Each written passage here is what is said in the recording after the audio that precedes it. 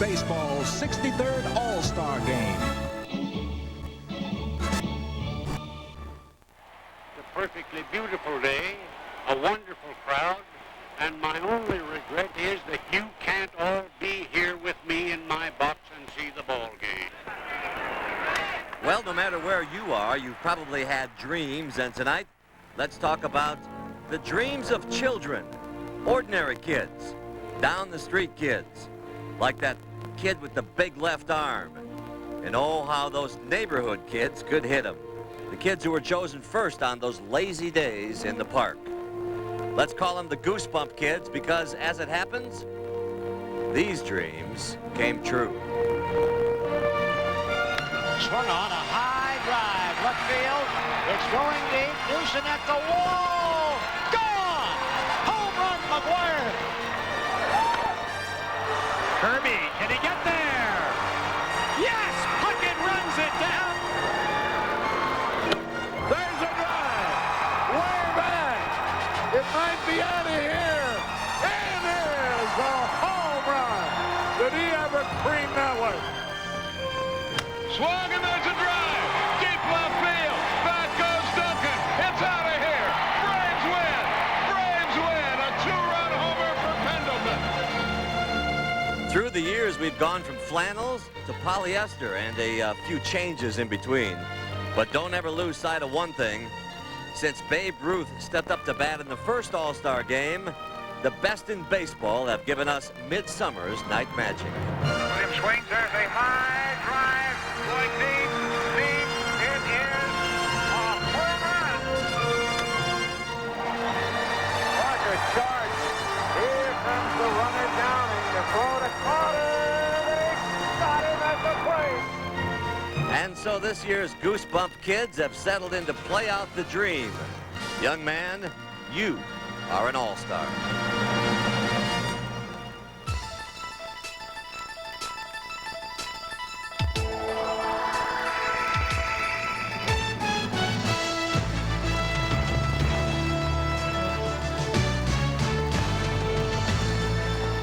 In a perfect Pacific setting, the best of the boys of summer will be playing baseball here tonight at beautiful San Diego Jack Murphy Stadium.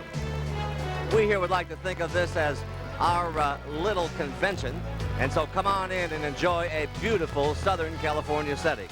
The starting lineups, of course, were democratically elected by the fans, and the managers filled in the remaining spots, ever mindful of the mandate to include at least one representative from each team. You know, the All-Star Game is a special event, not only for the fans, but also for the players, especially the 24 first-time All-Stars, such as Bip Roberts of Cincinnati. This girls will make you jump. We're going to have fun here at the Murph today. Showtime. And we all hope to have a little fun tonight and hopefully a little showtime. Hi again, everybody. I'm Pat O'Brien. Welcome to CBS Sports' coverage of the 63rd Major League Baseball All-Star Game. You know, Brian Sandberg told me yesterday, this is where lasting friendships are made. And tonight, we hope that some of these newfound friends will also create a few lasting memories. Well, a short time ago, All-Star managers Tom Kelly and Bobby Cox were in their respective clubhouses to deliver tonight's keynote addresses. We'll start off, Robbie Alomar start off the game hitting first, probably hit a single or a double and steal third, and Wade will get him in. Then Puckett will bunt for a hit, and Joe Carter will drive him around first and third. McGuire can hit something somewhere, sacrifice fly or whatever. Then Mr. Ripken Jr. can pick up some of those pieces in case Mr. Glavin's still in the game. Griffey will probably have a hard time with him. But then we got Sandy on the backside to pick him up, okay? Just like to congratulate everybody on this team, and I know it's an honor for you, and especially an honor for me to be a part of it, and our coaching staff. And I'll do the best, and our coaches will do the best we can to get everybody in a game. One thing, you know, they always preach winning and this and that, and as you know, Bill White is retiring after this year out of the National League presidency, and Bill has never won one of these games, and Willie Mays in here knows what a great competitor Bill was, and he's talked to me the last 2 days. He definitely wants to win, just like we do, okay? I think I might introduce Willie Mays. Although the National League leads the series 37-24 with one tie, the American League has won the last 4 All-Star games. Going to take a look at Mike Sharperson of the Dodgers. He tried to get his 71-year-old father to come to the game from Orangeburg, South Carolina, but Daddy doesn't fly, and so his son will talk to his dad from the game on a portable phone and tell him the sights and the sounds. Well, that's one highlight for Mike Sharperson. Everybody here yesterday, the highlight was Mark McGwire's performance in the home run derby. At one point, folks, McGwire blasted 8 dingers in a row, and these just weren't over the fence. His teammates wanted to carry him off on a Sudan chair. At one point, Joe Carter came up, thought he was getting a little tired, and so he put some water on him and gave him a little pat on that arm, that big arm, and he went back out there and said, go get another one. McGwire refreshed, hit number 12. He ties Cal Ripken Jr.'s record. The Bass brother still thinking about it today. He talked to Jim Cott. It was a great reaction. I was shocked just because I'm pretty bad at hitting home runs in BP. I'm not the best at doing that, and it's tough because usually the guy that's throwing the ball isn't throwing that hard, and yesterday he was throwing real good. He found the spot right where I was swinging, and I hit 12 out. Let me tell you something. If you were there, that is one lasting memory. As you look around tonight, though, try to imagine what it must have been like back in the 30s when there were 2 all-star games, one for whites and one for blacks. When we come back, we'll show you some Hall of Famers who should have been playing alongside the Babe and the Iron Horse, but couldn't. That story and more as our coverage of the 63rd All-Star Game rolls on from California's oldest city, right here on CBS. This special All-Star edition of Baseball 92 is brought to you by Quaker State. The Big Q is one tough motor oil. And by Budweiser, the king of beers, who brings you the 1992 Major League All-Star Game with aerial footage provided by the Bud One airship. Nothing beats a Bud. A picture postcard from CBS Sports to you, San Diego Jack Murphy Stadium, where soon they'll be playing Major League Baseball's All-Star Game. Our next story is about the best ball players who never made it into the Major League All-Star Game. Players such as Cool Papa Bell, who was so quick, they say, he could flick the light switch and get into bed before the room got dark. Recently, I caught up with some of the Negro League greats, ball players who were victims of a terrible circumstance, baseball's color line.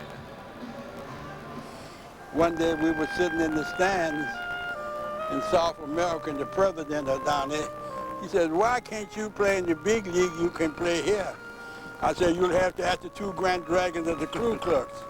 He said, who are those? I said, J. Edgar Hoover and George Ladnis. He said, you are so right. Everybody did just hate the blacks. The guys used to tell us, it's a shame you guys couldn't play in the big leagues. It's a shame you couldn't play with this team or that team. You guys are good. We were Major League ball players. We were at the top. And there they were, nameless faces, faceless names, playing America's national pastime as well as any all-star. They were the Negro superstars, and it was indeed a league of their own. Big leaguers, every one of them, but the big league door said no colored allowed. Rube Foster, he founded the Negro National League. His vision back in the 20s when they met at the YMCA in Kansas City was to show America that the coloreds could throw, catch, and hit too. Just when the Negro League started to make news and sense, Baseball Commissioner Judge Kennesaw Mountain Landis said, they're not organized. Hall of Famer Buck Leonard replied, we were organized, we just weren't recognized. But hard to be recognized in this country where off the field bigotry and racism prevailed. The filling station, they didn't want you to go in the restroom.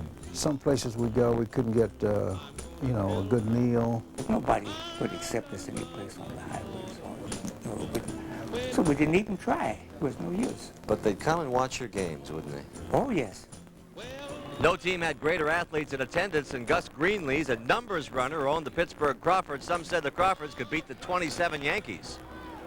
5 guys from that ball club is in the Hall of Fame now. 5 from that one ball club. Satchel was on that ball club. Josh Gibson was on that ball club. Judy Johnson was on that ball club. Oscar Charleston was on that ball club. And Cool Papa Bell. This just could have been the greatest ball club ever. Here on the south side of Chicago, this parking lot is where old Comiskey Park used to stand in all its glory, except for home plate there, and it's but a memory, a good one. From 1933 on, though, this is where they played the East-West game, the Negro All-Star game, and the tabloids from all across the country called it the greatest colored sporting event of every year. And you know what? Decades later, you can still hear the echoes. And I walked out of the dugout and looked up and almost fainted. I'd never seen that many people before in my life. It was a gala affair, just like championship heavyweight bout. The East-West game was a spectacle. There would be 50,000 plus people in the stand. Well, somebody had to notice, so enter Branch Rickey. 26 years after Rube Foster founded the Negro National League, Rickey took a Negro leaguer named Jackie Robinson from the Kansas City Monarchs to the history books. But for most Negro League All-Stars, it was way too late. If you made a good catch, you came through with a hit at the right time, and you have your teammates accept you, have the fans to accept you, that is what we played for. I love to play baseball, you know. I would have played anywhere. It didn't make any difference to me. We'd play in the States in the summer. We'd go to Puerto Rico, Cuba, and Mexico, Venezuela in the winter. So I had a good life, baseball. And there he is, Leon Day. He should be in the Hall of Fame next. And some of the other greats of the Negro Leagues invited here as honored guests by Major League Baseball. By the way, there are two organizations helping the ball players from that era, the Baseball Assistance Team and the Negro League Baseball Players Association. They are great guys. And on deck, we'll meet this year's All-Stars, and we continue live from the Murph in a moment. Stay with us.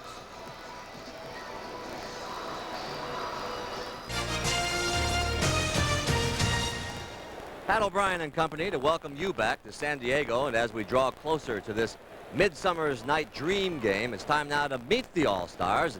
At the public address microphone is Bruce Binkowski. And now the American League All-Stars. The trainers from the New York Yankees, Gene Monahan, and from the California Angels, Ned Burgert. The batting practice staff from the Minnesota Twins, in the bullpen, Dick Such, Wayne Terwilliger, and in the bullpen, Rick Stelmazik. The coaches from the Kansas City Royals, Hal McRae. And from the New York Yankees, Buck Showalter. And now the players for the American League. From the Baltimore Orioles, outfielder Brady Anderson. And pitcher Mike Messina. From the Boston Red Sox, pitcher Roger Clemens. From the California Angels, pitcher Mark Langston.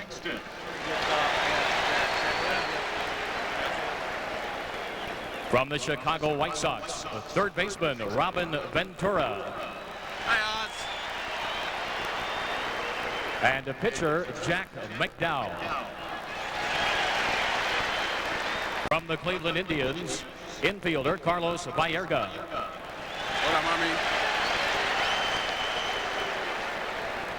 And pitcher Charles Nagy. From the Detroit Tigers, infielder Travis Fryman.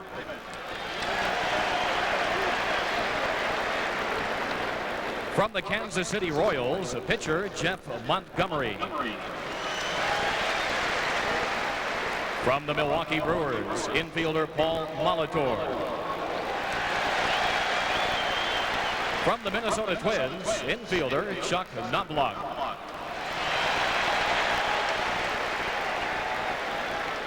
And a pitcher, Rick Aguilera.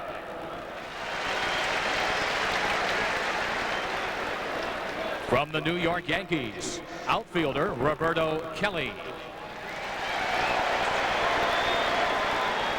From the Oakland Athletics, pitcher Dennis Eckersley.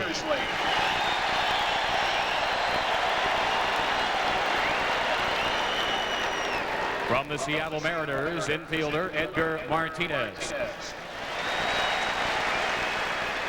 From the Texas Rangers, catcher Ivan Rodriguez. And outfielder Ruben Sierra. From the Toronto Blue Jays, pitcher Juan Guzman.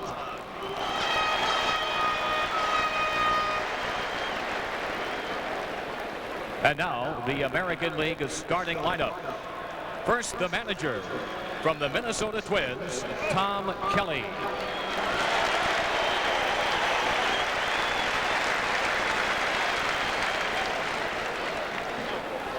Leading off from the Toronto Blue Jays, second baseman Roberto Alomar.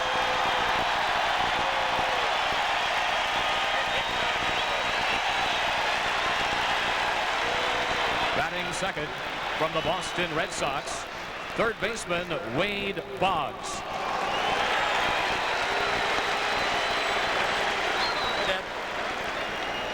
Hitting third from the Minnesota Twins, left fielder Kirby Puckett.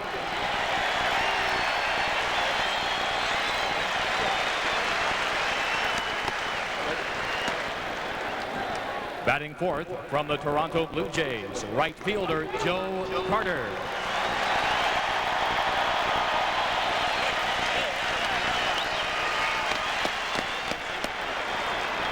Hitting fifth from the Oakland Athletics, first baseman Mark McGuire.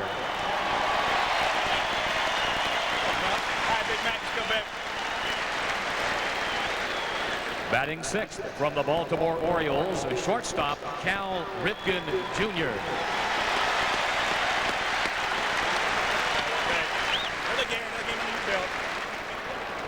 Batting seventh from the Seattle Mariners, center fielder Ken Griffey Jr.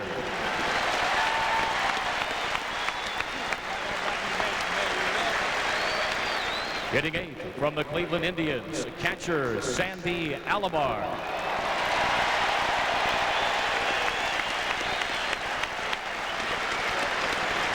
And warming up in the bullpen from the Texas Rangers, tonight's starting pitcher Kevin Brown.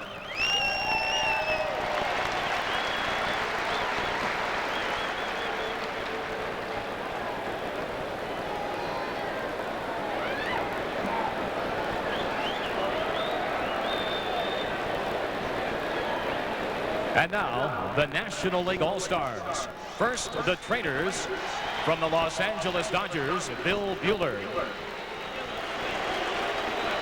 And from the San Diego Padres, Bob Day. The batting practice staff from the Atlanta Braves, Jimmy Williams. Clarence Jones.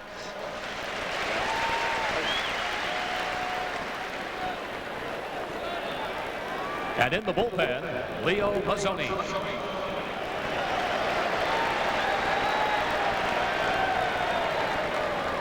The coaches from the San Francisco Giants, Roger Craig.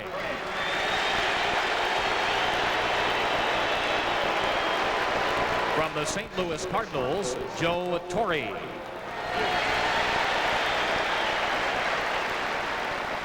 And now the players from the National League. From the Atlanta Braves, outfielder Ron Gant. And pitcher John Smoltz. From the Chicago Cubs, pitcher Greg Maddux. From the Cincinnati Reds, outfielder Bip Roberts.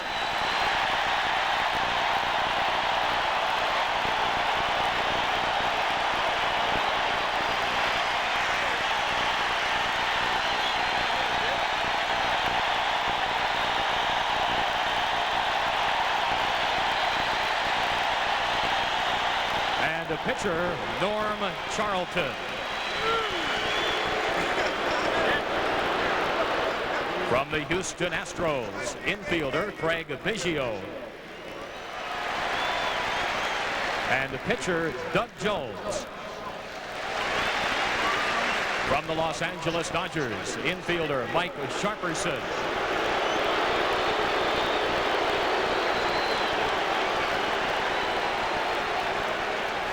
From the Montreal Expos, pitcher Dennis Martinez.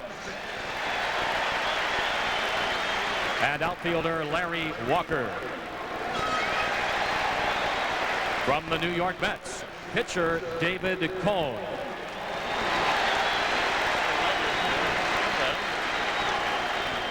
From the Philadelphia Phillies, catcher Darren Dalton. And the first baseman, John Kruk.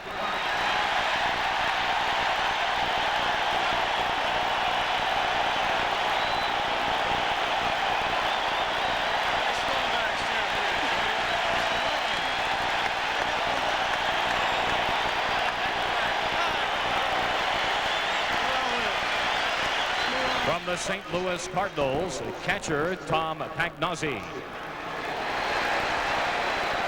Pitcher Bob Tewksbury. And the pitcher Lee Smith. From the San Diego Padres, infielder Tony Fernandez.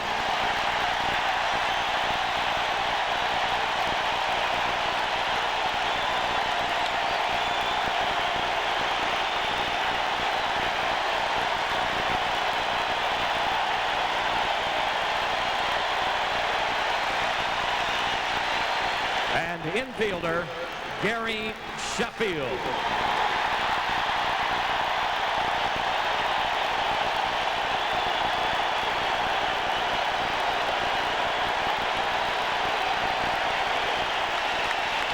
From the San Francisco Giants, first baseman Will Clark.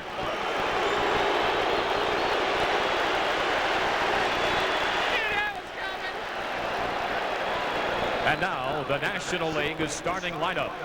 First, the manager of the National League from the Atlanta Braves, Bobby Cox.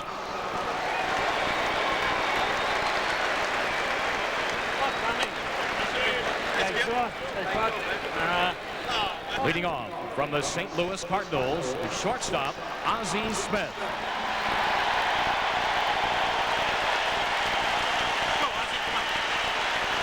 Batting second from the San Diego Padres, right fielder Tony Gwynn.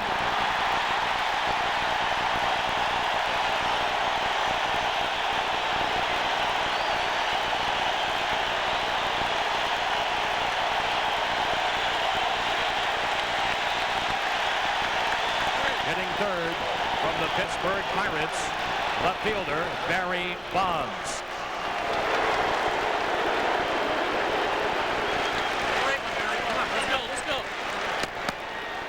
Batting fourth from the San Diego Padres, first baseman Fred McGriff.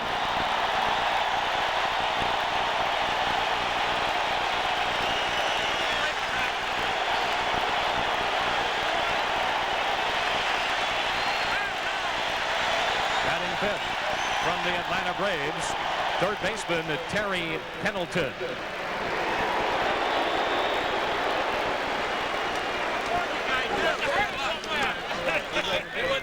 Batting sixth from the Pittsburgh Pirates, center fielder Andy Van Slyke.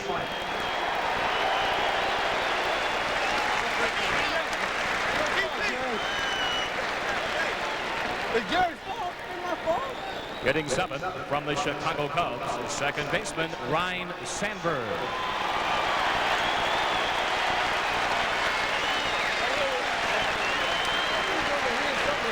Batting eighth from the San Diego Padres, catcher Benito Santiago.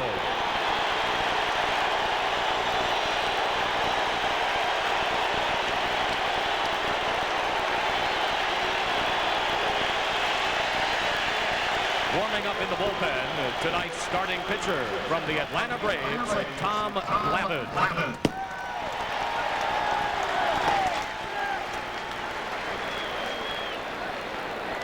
And now, to honor the two great nations in which Major League Baseball is played, please rise and welcome a Tony Award winner, Len Cariou, as he sings "O Canada."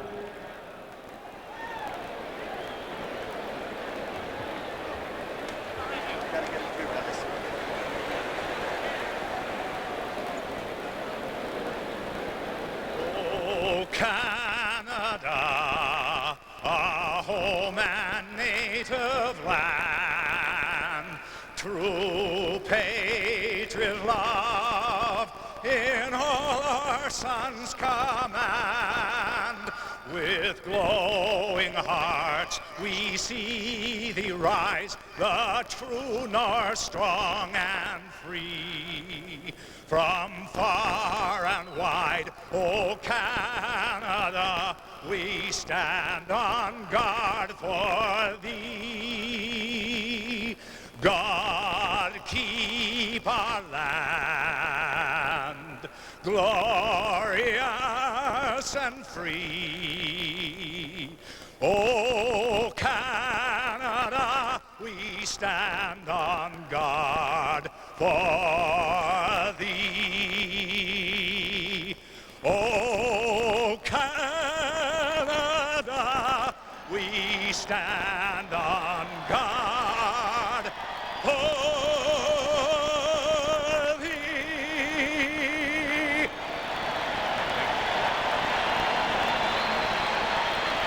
And now, please join the EMI recording artist and Grammy Award winner Wilson Phillips as they sing our national anthem.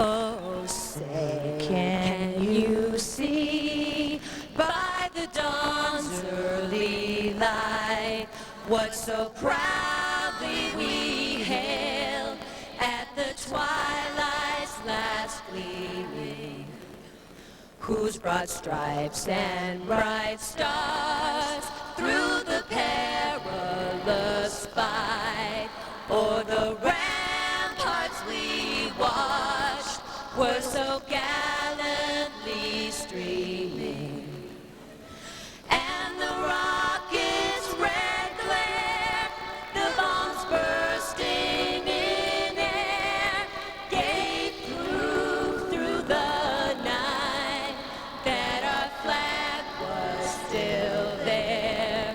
Oh, say does that star-spangled banner yet wave for the land of the free and the home of the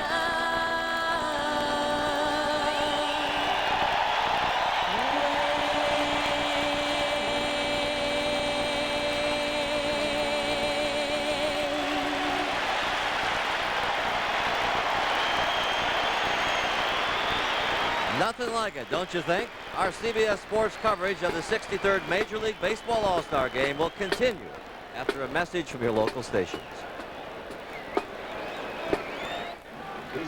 Welcome back to San Diego's Jack Murphy Stadium. They're about to throw out the ceremonial first pitch. Baseball's last 400 hitter. Hall of Famer Ted Williams will be out here shortly. Right now, you're looking at the honorary managers, Jimmy Reese, who is a conditioning coach for the Angels, and of course the great Willie Mays standing there looking on as the ceremonial part of our All-Star Game gets underway. There's Jimmy chewing on, I suppose, some bubble gum, and Willie Mays looking on there. All right, gents. That's all you need. Stay here.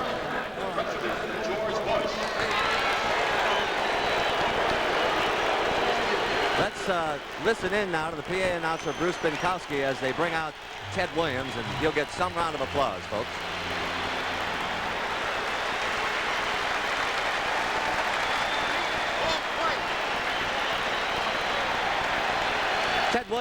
Ted Williams warming up that right arm there. He is a San Diego native and has had a great week here. They've named a highway after him. And there's a familiar face, the President of the United States, George Bush, an avid baseball fan. There we go.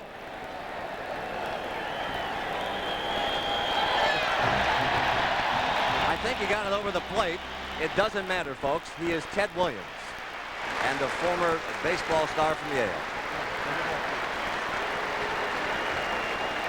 A nice moment. I suppose it's appropriate here in San Diego to turn the proceedings over now to a pair of Big Macs, Tim McCarver and Sean McDonough. Gentlemen, have a good one. Thank you very much, Pat, and good evening, everybody. What a nice moment that was, not only for Ted Williams, but that was his son, John Henry, alongside. Tim, they say that good pitching will always beat good hitting, and certainly in recent All-Star game history that has been the case.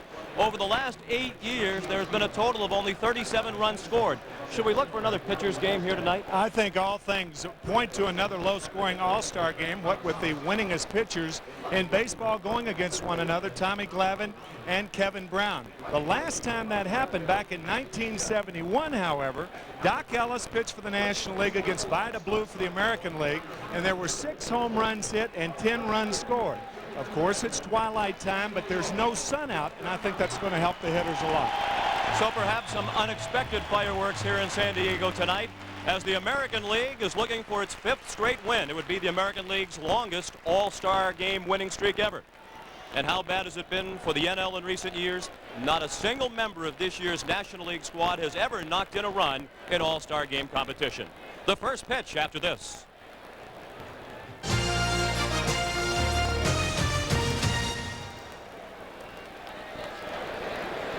Welcome back to San Diego Jack Murphy Stadium, site of the 63rd Major League Baseball All-Star Game. And for the second straight year, it's left-hander Tom Glavine of the Atlanta Braves to start for the National League.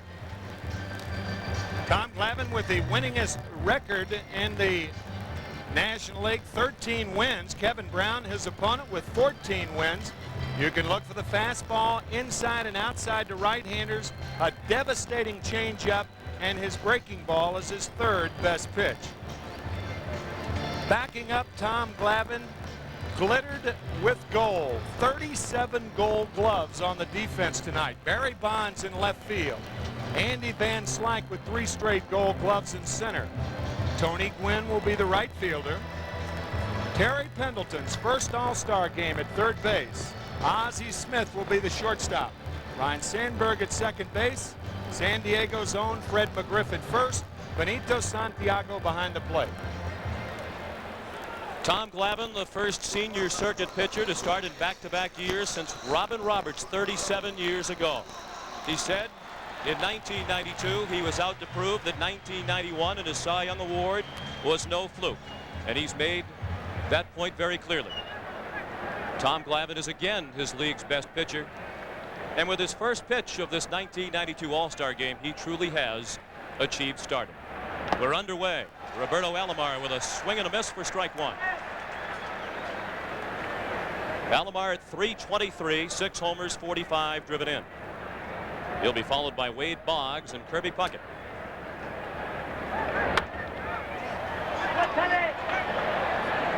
It's quickly 0-2. The umpires with the honor of working this game: Doug Harvey of the National League behind the plate, Rich Garcia at first, Harry Wendelstedt at second, Greg Kosk at third, Tom Hallion along the left field line, and Tim Sheeta in right.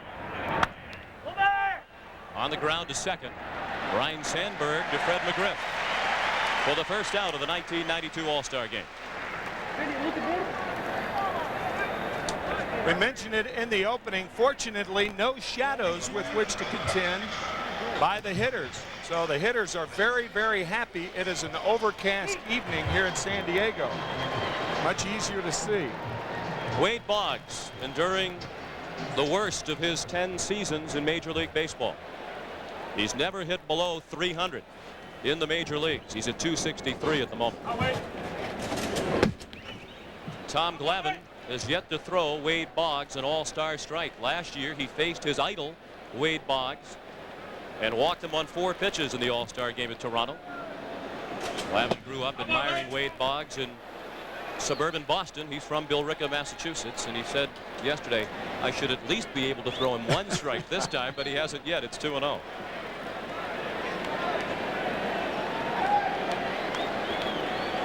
Wade Boggs, his 7th consecutive start, and that is the all-time record for American League 3rd baseman. A lot of those out here in Southern California. Ready to go after the beach ball delay, and Boggs sends it straight back.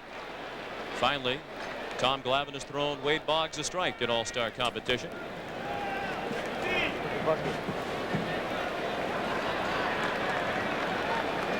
Boggs usually rises to the occasion in this spotlight. He's hoping this All-Star game will serve as a springboard for the second half of the year. That's a foul ball. 2 balls and 2 strikes, 1 out. The bases are empty in the top of the first. Tommy Glavine, the 11th National League pitcher to start 2 consecutive years. Our Major League pitcher, you mentioned Robin Roberts back in 53, 4, and 5 earlier. The last time an American League pitcher did it, Dave Steve did it back in 1983 and 84.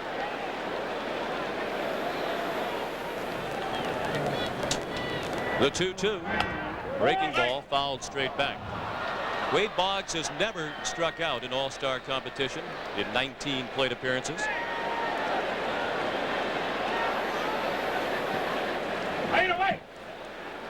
Only Charlie Gehringer, Red Schoendienst, and Ron Santo have had more All-Star plate appearances without ever striking out. Up the middle, a base hit. Wade Boggs, the game's first base runner.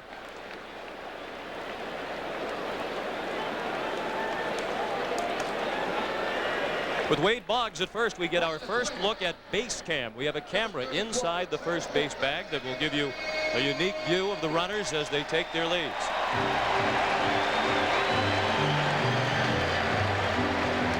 You might know that one of the slower runners on either side will be leading off. Not much of a chance for Wade Boggs to be running. Only 1 stolen base this year. Kirby Puckett sends the first pitch out of play.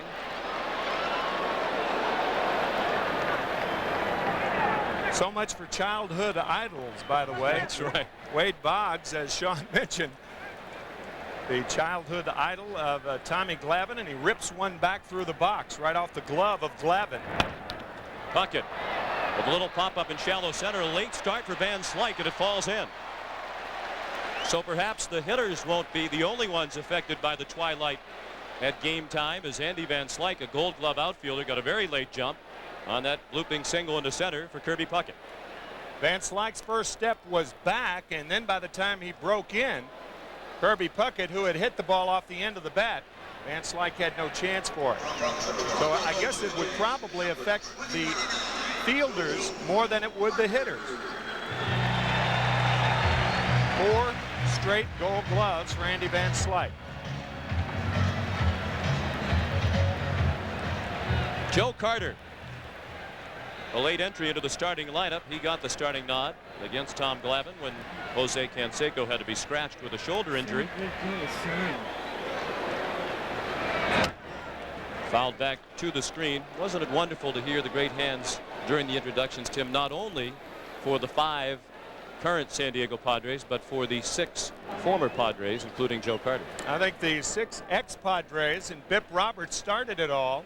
Bip now with Cincinnati. I think theirs were at least as loud as the current Padres. A lot of Padres here tonight. Base hit for Carter. Boggs is a slow runner, but he's being waved in and then stopped at the last moment by Buck Showalter. And it's a good thing for the American League that Boggs was stopped. And the bases are loaded for the American League with nobody out. 3 straight singles by Boggs, Puckett, and now Carter. Wade Boggs being held at third base by Buck Showalter. Boggs, we mentioned, is not a fast runner. Look at Fred McGriff right there. Kirby Puckett too far off of second base. And had McGriff caught the ball, he throws behind Puckett. And I think Kirby would have been an out at second base. Bases loaded and 1 out for Mark McGwire. He leads the majors with 28 home runs.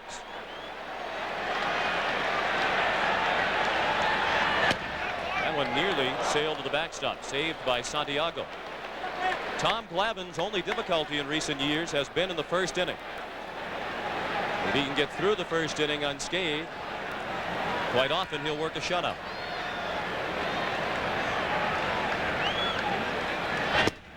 That's outside. He's nibbling with McGwire, and it's 2-0. There should be a yellow light and a catcher's mitt in situations like this.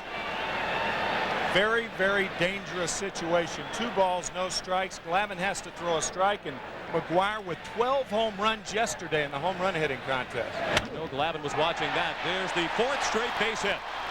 Boggs has scored. Puckett waved around. Van Slyke's throw, not in time. And the American League has a 2-0 lead.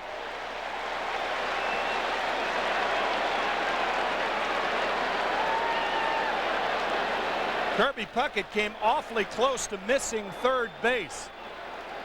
That was a fine throw by Van Slyke, the 4th straight hit. All have been up the middle, by the way, off of Tommy Glavine. 2 RBIs for McGuire. Van Slyke charging hard, and his throw and sweep tag by Santiago not in time to get Puckett. But Puckett came very close to missing third base as he rounded the bag. Still just 1 out. Glavine has surrendered 4 straight hits. And the 6th batter of the first inning is Cal Ripken Jr. of the Baltimore Orioles.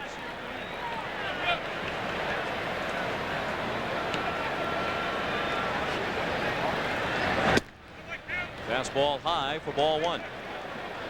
Tom Glavine says he's been working to solve the first inning problems. He goes out to the bullpen in recent days a bit earlier than he used to, and he allows himself a bit more time in the dugout and clubhouse before he goes out to the mound. That's down the right field line. Gwynn on the run. He can't get it. He cut it off to prevent it from getting to the wall. Carter has scored. McGuire to third. The throw to second, and he's out.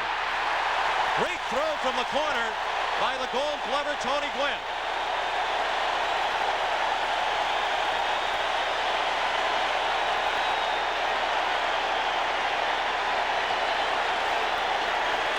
What a terrific play by Tony Gwynn. He cut it off and then throws an in-between hop to Ozzie Smith, and the sure-handed Smith makes a terrific play on the other end.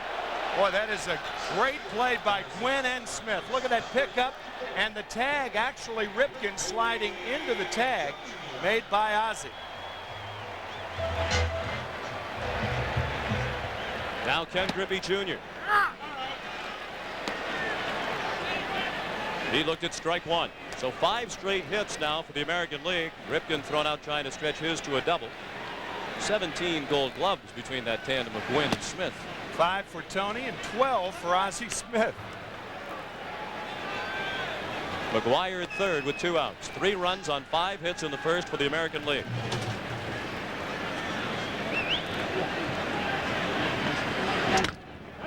Sinking fast, a base hit. McGuire trots home, and it's 4-0. And the National League fans here in San Diego are growing a bit restless with Tom Glavine as Ken Griffey Jr. drives in the 4th run with the 6th consecutive single. And all-star hitters are not very concerned with scouting reports normally. However, all of Glavine's pitches have been away. There have been 5 hits hit to center field and 1 to the opposite field by Cal Ripken Jr. So evidently the American League hitters coming out expecting the ball away, getting the ball away, and hitting it properly and not trying to pull it. Griffey Jr. at first with 2 outs. Glavine retired the first batter of the game routinely. Roberto Alomar went out on the ground ball to second. Boggs, Puckett, Carter, McGuire, Ripken, and Griffey have singled consecutively. And here's the 8th batter of the inning, Cleveland catcher Sandy Alomar Jr. It's the first time in All-Star Game history that there have been 6 consecutive hits. Wow. And in the bullpen, Greg Maddux of the Chicago Cubs is warming up.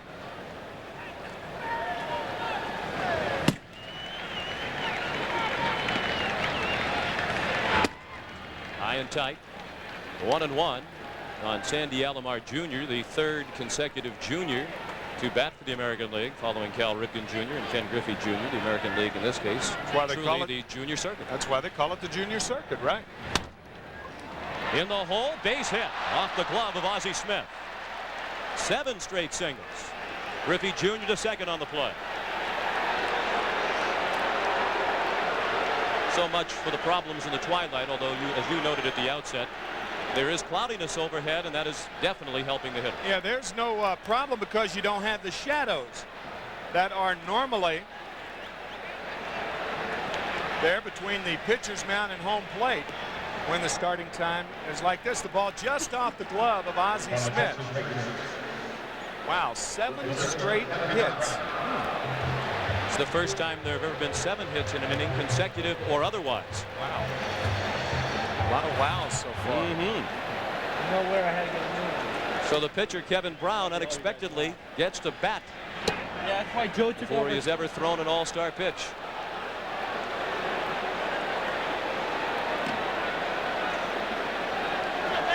I wonder if this will help or hurt Kevin Brown as he prepares to go out to the mound in the bottom of the inning. Are you kidding? With 4-run cushion? However, he probably didn't expect to hit. Pitchers love to hit in the first inning.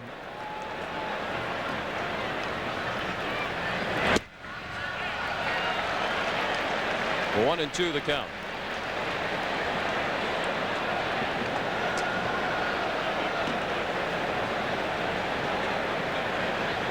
Nothing American League. We're still in the top of the first. First and second and 2 outs, and Brown strikes out, and the nightmare's first inning comes to an end for Tom Glavine. Ozzie Smith, Tony Gwynn, and Barry Bonds will get the National League started when we come back to San Diego Jack Murphy Stadium. All-Star Game from San Diego is brought to you by Toyota, reminding you to always buckle up. Do it for those who love you. Pinnacle by Score, serious cards for a serious game. And by Budweiser, the king of beers with that clean, crisp, cold taste. Nothing beats a Bud. Here at San Diego Jack Murphy Stadium, the American League with 4 runs on a record 7 hits in the first inning off Tom Glavine. And that cushion is handed to Kevin Brown of the Texas Rangers, the first Ranger pitcher ever to start an All-Star game. Kevin with a devastating sinker. As a matter of fact, he throws about 2.5 ground balls for every fly ball that he throws. The only pitcher in the major leagues with a better ratio of ground balls is Bill Swift. Bill, of course, the pitcher for the San Francisco Giants, but look for a lot of ground balls off Kevin Brown. Ozzie Smith leads off. And Brown's first ever All-Star pitch is a strike.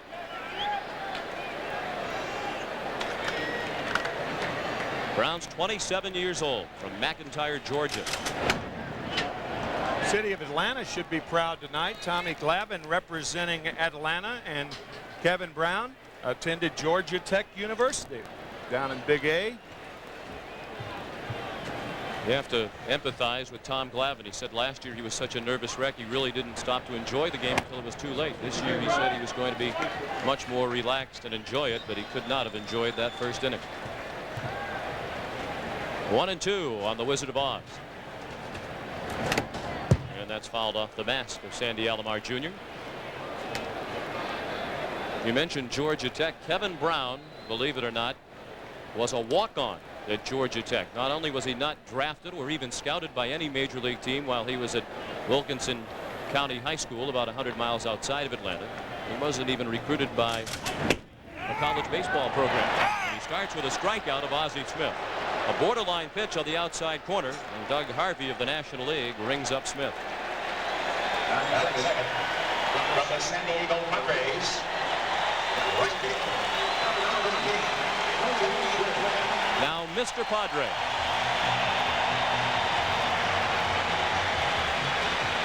Tony Gwynn said other than playing in the World Series for San Diego in 1984, this All-Star game in his hometown would be his next biggest thrill.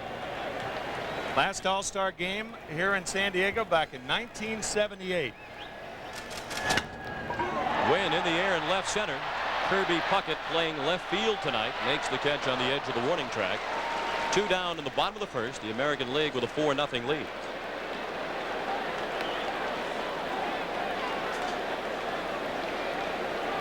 It's been unusually humid here in Southern California in recent days. The locals complaining about the heat. Now Barry Bonds. About the only thing they can complain about in this area. And even then, they can't complain about the humidity very often. Jack McDowell of the Chicago White Sox is warming in the American League bullpen.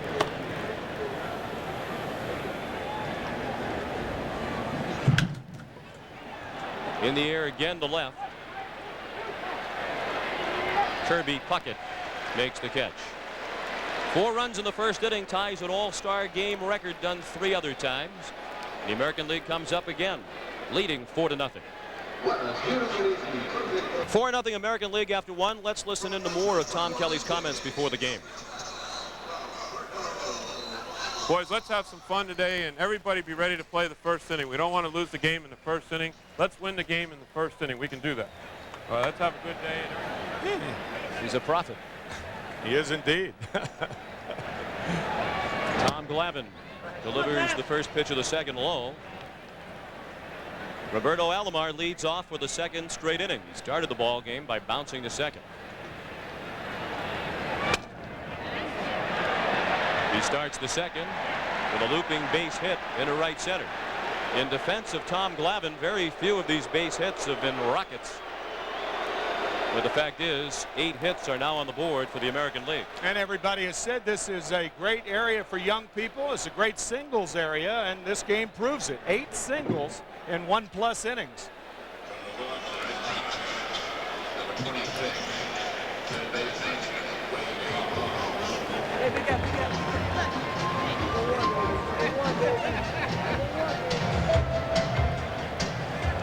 Now Wade Boggs with the first of the 7 consecutive singles last inning, and he scored the game's first run.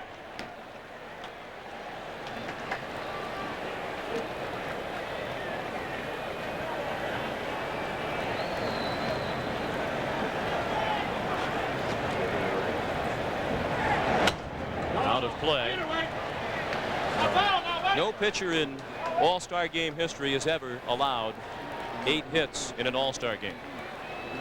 Matter of fact, the last man to yield 7 was Tommy Bridges of the Tigers way back in 1937. Alomar leads away from first. Boggs, that's well hit to left, and Bonds makes the catch. Right along the line, they rule it in foul territory, and he had to contend with the bullpen mound as well.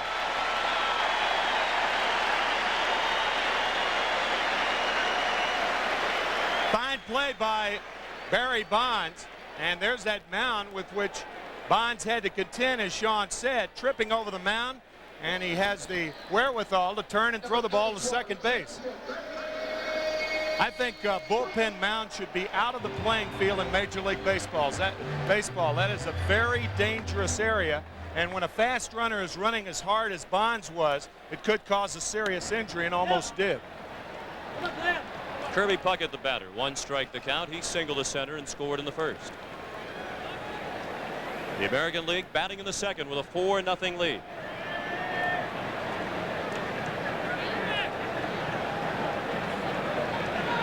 Alomar with a great jump, and the high throw goes into center field.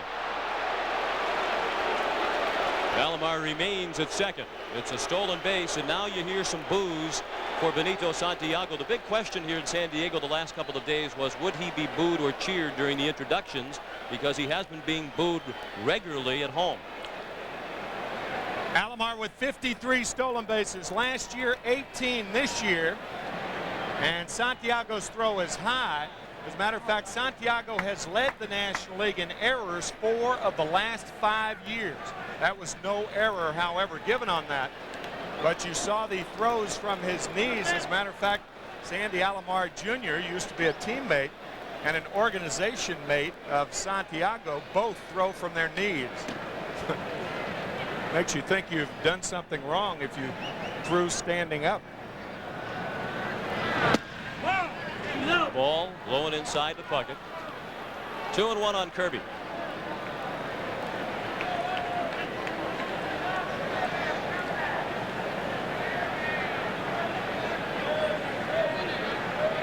I thought it was nice that during the introductions there were many more cheers than boos for Benito Santiago.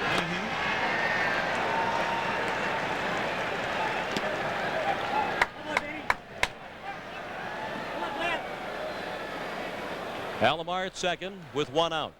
We're in the second. 4-0 American League. 2-2 the count on Kirby Puckett.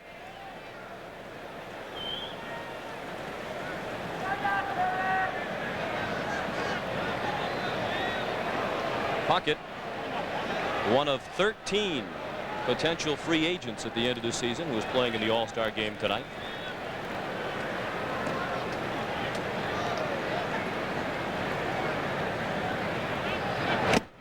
Foul tip into the mid of Santiago for strike 3.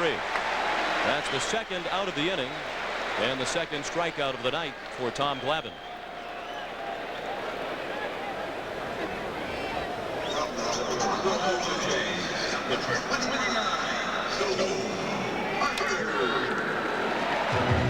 Now Joe Carter. He singled and scored in the first. I mentioned Glavine's difficulty in the first inning. In 19 starts for the Braves this year, he has surrendered 19 first inning runs. If he gets through that, usually he's okay. He's pitched 5 shutouts.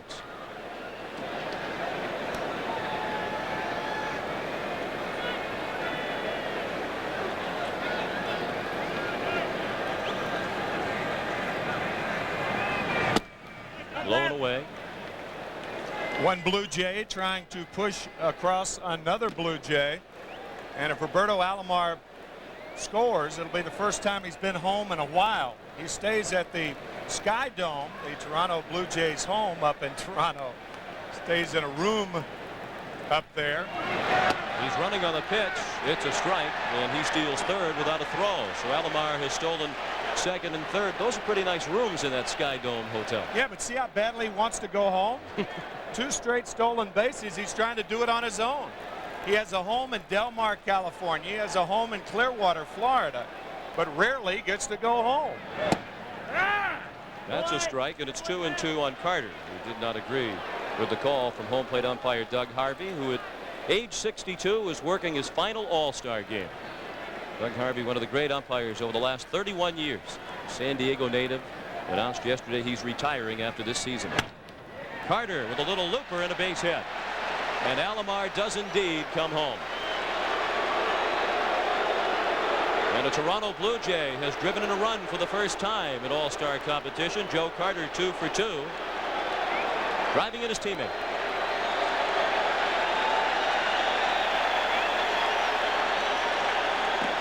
That's 5 runs on 9 hits now for the American League, and it might mark the end of the night for Tommy Glavine as Bobby Cox is on his way to the mound, and Greg Maddux of Chicago will be the new pitcher.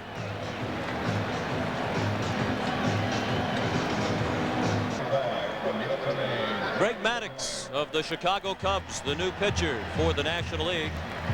He brings to the ball game a record of 10-8 over 19 starts for Chicago. He inherits a 5-0 deficit. As Tom Glavine, the starter, surrendered 5 earned runs on 9 hits, all of them singles. Mark McGwire up for the second time. That's bounced off his foot, a foul ball.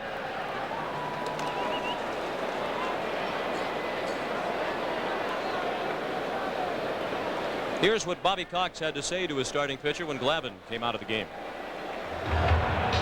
Tommy, I've never seen so many balls fall in my whole life. Unbelievable. Huh? Geez, yeah. Off the end of the bats, half of it. That's a good pitch right there. Yeah. Hang with him, big guy. Well, that's a way for a manager to soothe his pitcher's nerves. There were a few bleeders mixed in, that is for sure. Terry Pendleton throws McGwire out, and that ends the inning. One more for the American League in the second. After an inning and a half in beautiful San Diego, it's 5-0 for the American League.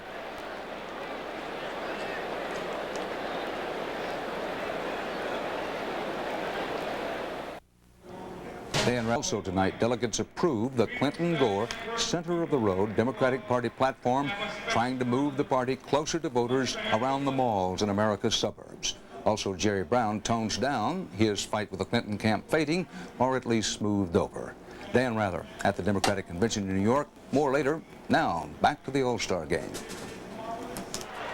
Thank you, Dan. Nice to see Dan caught up in the spirit of the evening. And you saw in the box Joe Carter catch the fly ball on the warning track. It came off the bat of San Diego's Fred McGriff.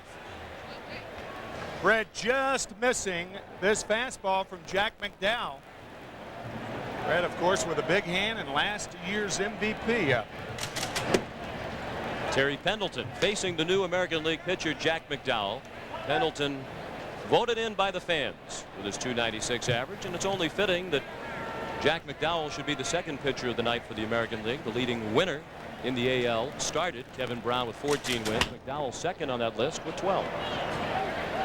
Dan Rather talking about Jackson swinging hard. There was another Jackson that swung hard in the old-timers game yesterday. Reggie Jackson with a grand slam home run off Bob Gibson. It really has been, to this point,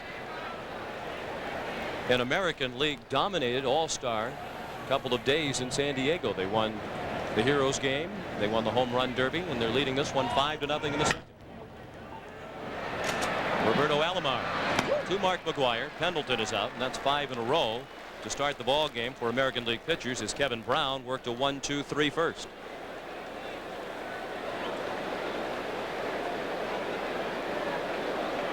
Outfielder from the Pittsburgh Pirates, number 18. From time to time in the background, you might be able to hear the players being introduced over the public address system. Each player is being introduced on tape by his home stadium public address announcer. So if some of the voices sound familiar to you in the background around the country, they should. Jack McDowell's first pitch to Andy Van Slyke, a ball.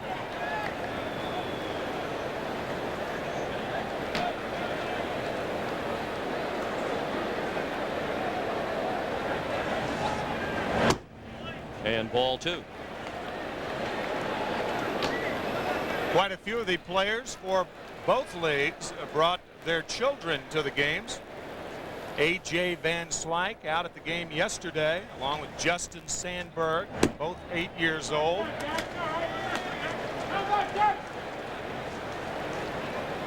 And they each had interesting things to say that we'll share with you as the night goes along. They did indeed. McDowell in with a strike on 3-0. It's 3-1. Kevin Brown, the starter, was from Georgia Tech. Jack McDowell, a product of Stanford. One of 2 Stanford Cardinal members on the American League pitching staff. Mike Messina of the Baltimore Orioles, the other.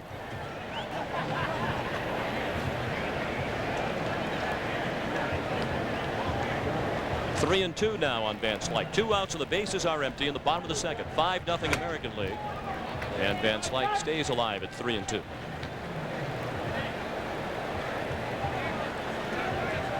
If he can keep the inning going, he'll be followed by Ryne Sandberg. It is a very quiet pro National League crowd at the moment. Ken Griffey Jr. drifts toward left. And for the second straight inning, the National League goes in order. After 2 at San Diego Jack Murphy Stadium, 5-0 American League.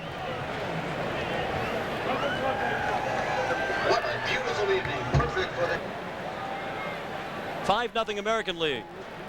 As the junior circuit comes up for the 3rd time at San Diego Jack Murphy Stadium, Cal Ripken Jr. drove in a run with a single down the right field line in the first. He was thrown out trying to stretch it to a double. All 9 American League hits have been singles. Greg Maddux of Chicago, the pitcher. Strike 1 on Ripken. This does not count as a continuation of Ripken's lengthy consecutive game streak, which stands at 1,660. Barry Bonds waiting for the high fly to come down.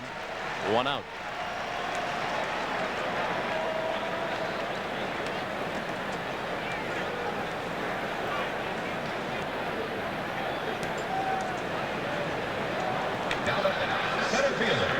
That'll bring up Ken Griffey Jr. Griffey Jr. He had the 6th of the 7 consecutive singles in the first inning, and he drove in a run.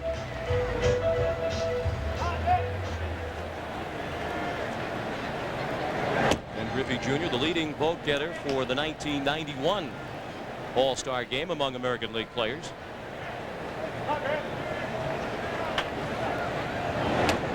And he's ahead in the count, 2-0. And 3 years ago, he became the 9th All-Star player under the age of 21. And the American League with another one this year, Ivan Rodriguez of Texas. He is 20. Griffey, 23 years old, and he's been in 3 straight All-Star games. That's well hit to left. Bonds on the run, looking up, and it is gone. That's wild.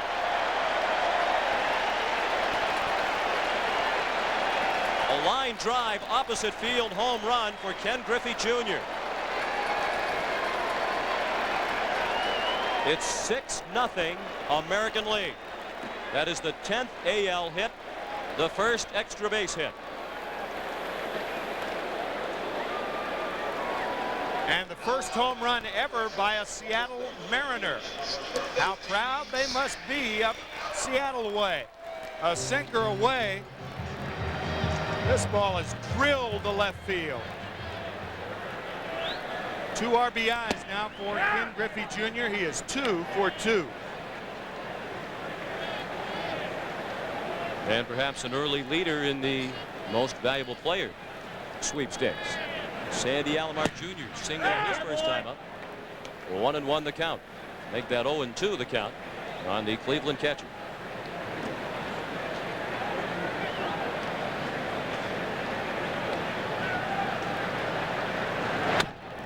Out of play and right, still 0-2. Normal speed, Ken Griffey Jr. right here. 3 straight All-Star games.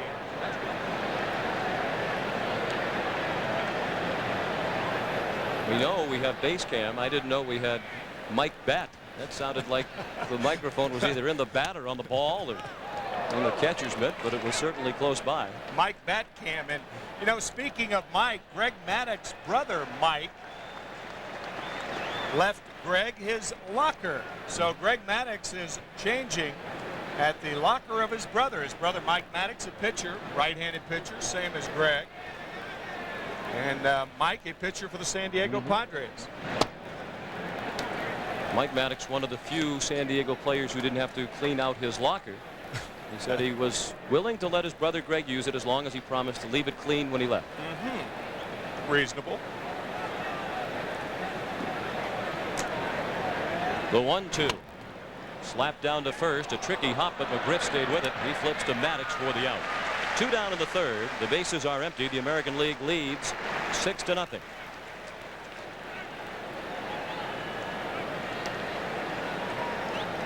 The pitcher Jack McDowell is due. There will be a pinch hitter. Edgar Martinez of Seattle is striding to the plate.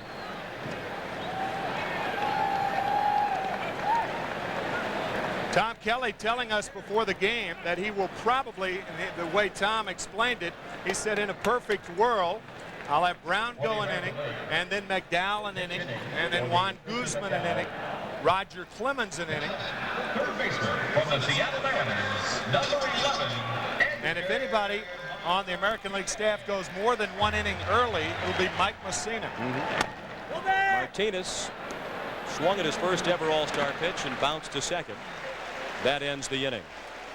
Another run for the American League on the home run by Ken Griffey Jr. of Seattle. And after 2.5, it's 6-0 American League. And we'll return to the 63rd All-Star game after this message and a word from your local station. Back in beautiful San Diego, the American League has scored in every inning, and it's 6-0 as we go to the bottom of the third. Ryne Sandberg leads off. He was the leading vote getter this year among all National League players. Facing the new American League pitcher Juan Guzman of Toronto, who crossed up Sandy Alomar Jr. with his first pitch. They're trying to get straight on the signs right now. Guzman making his first ever All-Star appearance. He's 25 years old, from the Dominican Republic. Fastball in for a strike, 1-1. This is like a North American All-Star game. 6 players from Puerto Rico, 2 from the Dominican, 1 from Panama, 1 from Nicaragua, and 1 from Canada. Straight back in our direction. There are more foreign-born players in this game than any other in quite a while. 11 foreign-born players, as Tim mentioned, and that is the second highest all-star total in history. Sandberg strikes out for the first out of the inning. Well, what is in a number? We mentioned that Justin Sandberg was with Ryan in yesterday's workout, and this is what transpired between Justin Sandberg and me.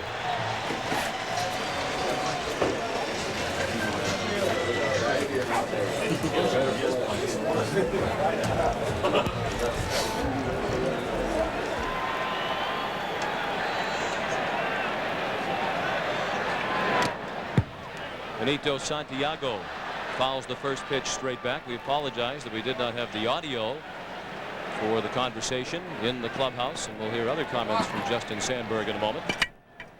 Benito Santiago making what he expects will be his final All-Star game appearance in a San Diego uniform. He's asked to be traded. He can be a free agent at the end of the year.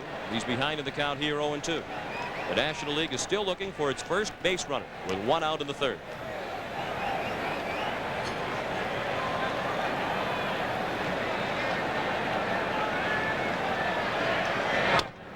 Pulled down the line, foul past Jimmy Williams of the Atlanta Braves, serving as the 3rd base coach.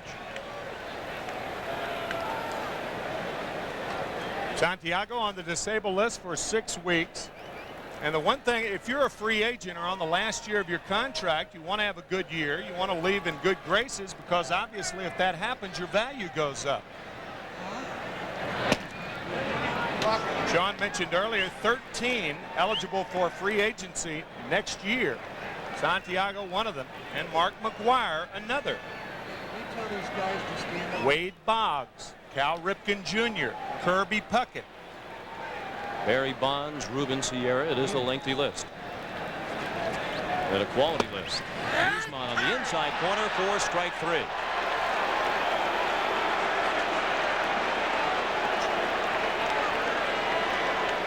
Well, we talked about the Ryan Sandberg and the bringing of his child Justin yesterday, and here's what happened.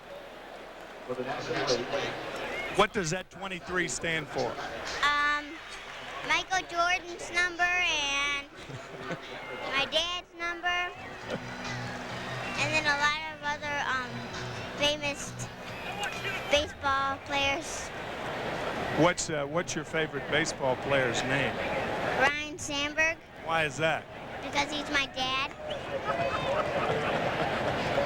He's his favorite baseball player, but when he had to list his favorite 23s, Michael Jordan, the typical Chicago kid, is Justin Sandberg, mentioned Michael Jordan first.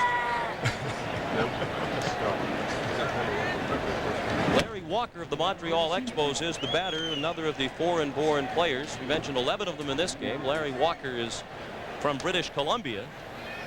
The only other time there were more foreign-born players, 1968. A record 13 from outside the United States in the All-Star game that year.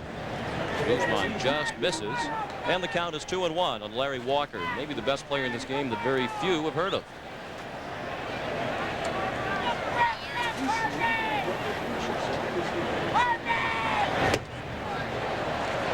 Talking about numbers, Pat O'Brien informs me that Michael Jordan's son, Jeffrey, who is 8 or 9 years old, his favorite player is B.J. Armstrong with the Bulls.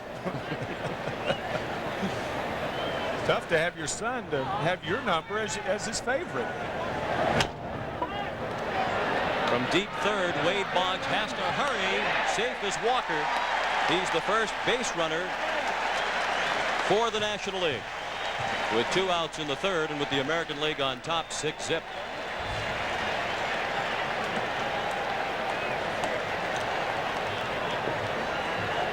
A high chopper toward 3rd base, and Wade Boggs has to wait for the in-between hop to settle, and by the time he gets the ball to McGuire, Walker is safe. First hit for the National League. Ozzie Smith, the batter. That's to left. Puckett charging hard. Couldn't get it. Walker's on his way to 3rd. He'll be held there. Ozzie Smith into 2nd with a double.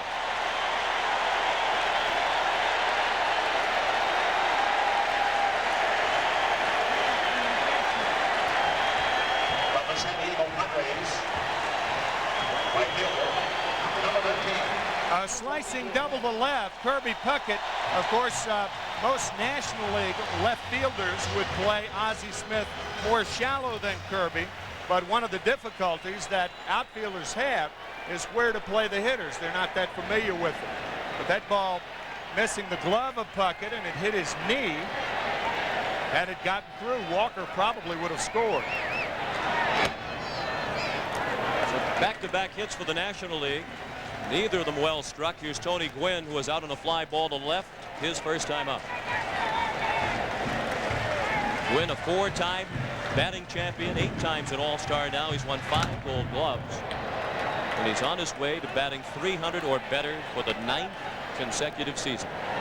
You can understand why they call him Mr. Padre here in the San Diego area.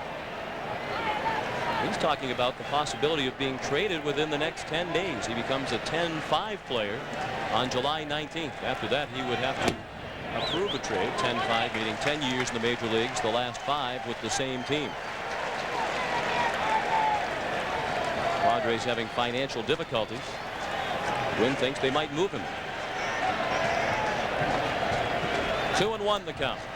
First threat of the night for the National League, and it's a pop-up drifting toward the stands. Boggs will not have a play. I think moving Tony Gwynn would be ill-advised by San Diego. I mean, if you have financial difficulties, the best thing to do is to win. And I think Tony Gwynn gives them the best chance to win. Padres in 3rd place. They just swept the Phillies. Why in the world would they even think about trading Tony Gwynn? An excellent question.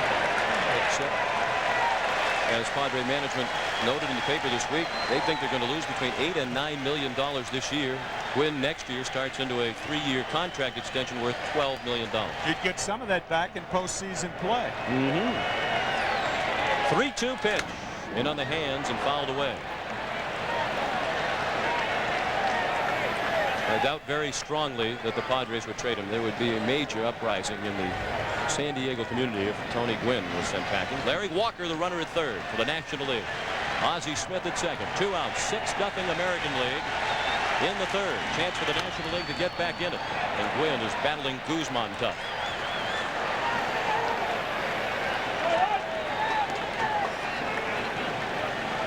Guzman knows that Gwynn is a very tough man to put away. Tony whiffed twice in the ball game on Sunday here against the Phillies. Just the 2nd time since 1989 that Gwynn has fanned twice in the same game. That's ball 4 in the dirt.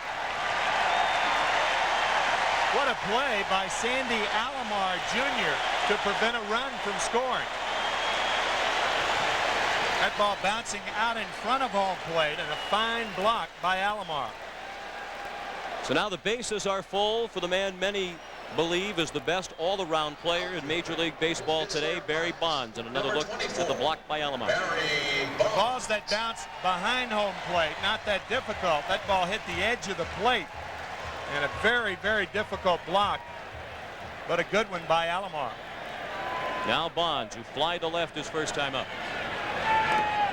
Another ball in the dirt, and another good block by Sandy Alomar. We talked about that yellow light that should be flashing in a catcher's glove. You fall behind Barry Bonds in this situation, and that's when that caution light should be flashing. Another nice block by Alomar.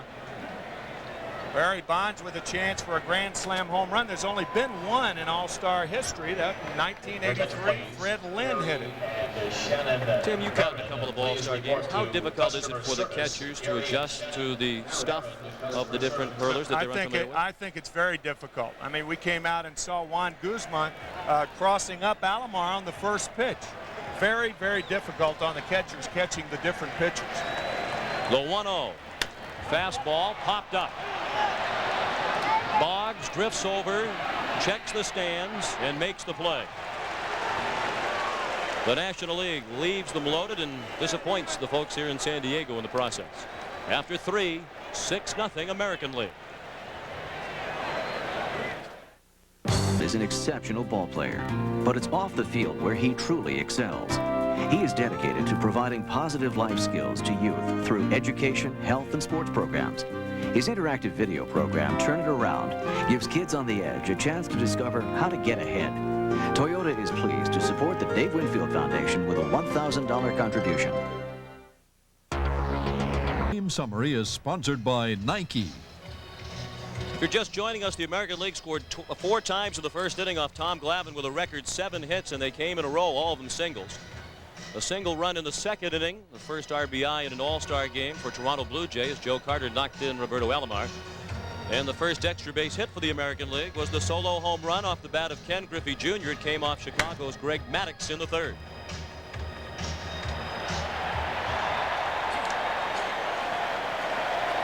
The National League left the bases loaded in the bottom of the third, so it's still 6-0 American League. And the new pitcher for the Nationals is David Cone of the New York Mets. David Cone, the only representative of the Mets. The New York Yankees with only 1 representative. The Los Angeles Dodgers with 1.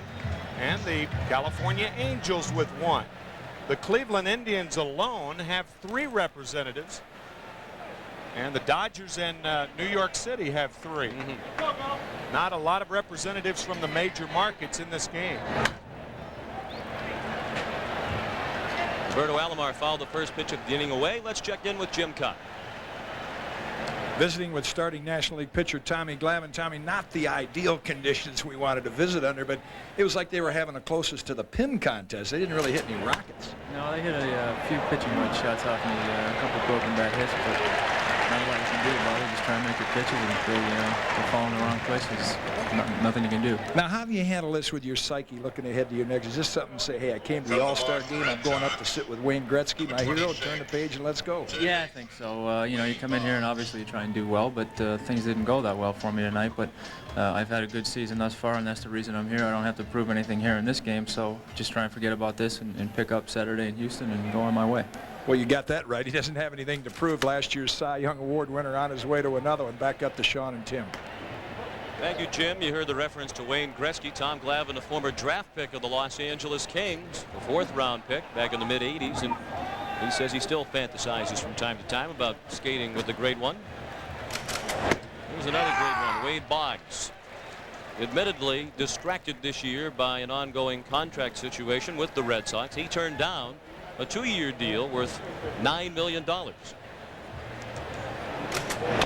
Cone watched Boggs foul it off his body in the box. 0-2. Boggs has been up twice previously.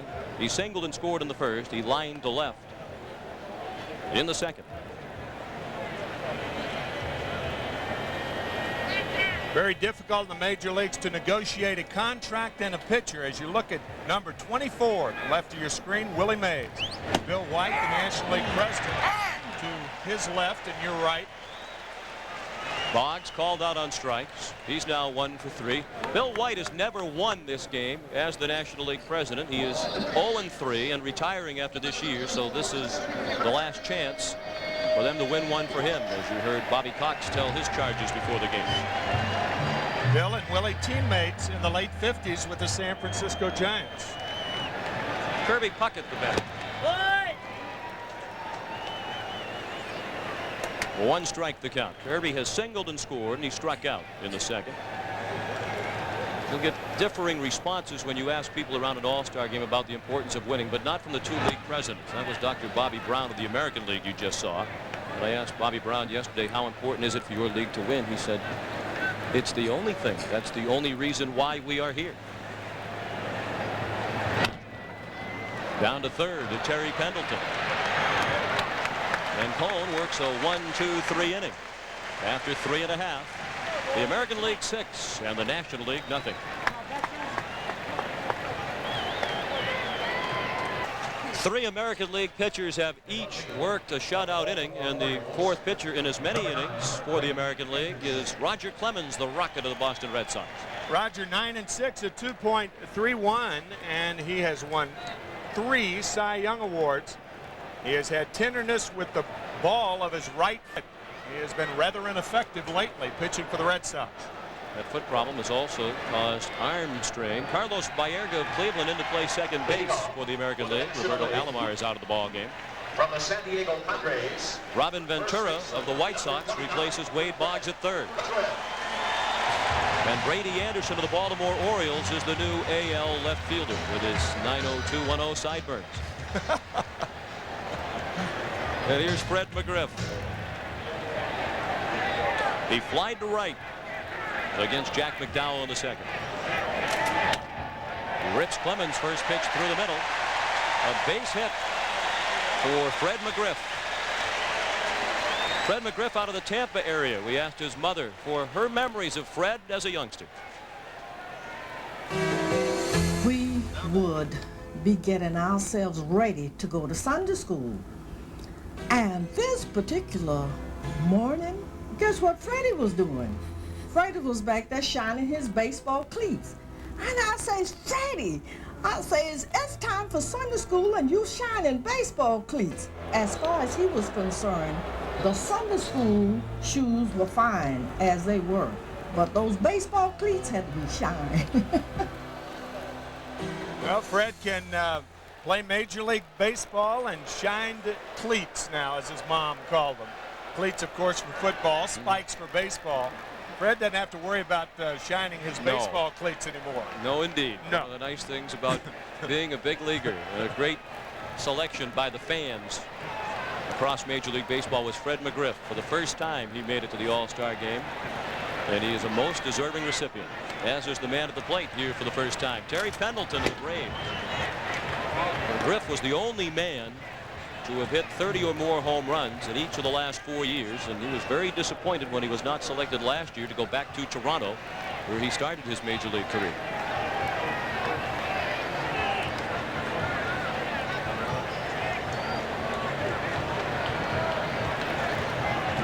This is the first time in the ball game that the National League has had the lead man on.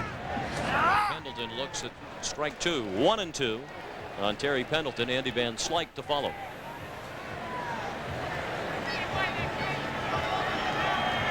Roger Clemens himself wearing a special shoe as a result of that foot problem. He has a reinforced toe area in his right shoe.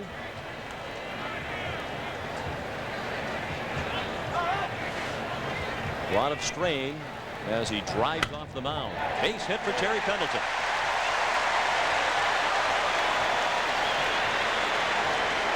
The National Leaguers left the bases loaded last inning. Now they have 2 men on. With nobody out in the fourth, they're down 6-0. Outfielder from the Pittsburgh Pirates, number 18, Andy Van Slyke. And here is Andy Van Slyke, who was out on the fly ball to center his first time up. National League with the right guy up there. Andy Van Slyke leads the majors in hitting against right-handed pitchers. .376 average. Check swing and a strike. His batting average with runners on base is also the best in the majors. He's hitting .371 this year with men aboard. Slider low, and it's 1-1 on Van Slyke. Van Slyke, a low ball hitter, a sweep hitter. You can almost see by the way he gets ready how much of a sweep hitter he is. That is the type of pitch that he usually hammers, but of course you're not facing Roger Clemens when that pitch is in the strike zone. A little bit more giddy up on him. Clemens said yesterday he feels 100% now. And he was pleased that the Red Sox went into the break on a bit of an upbeat note, winning their last 3 to get within 10 games of first place Toronto in the AL East.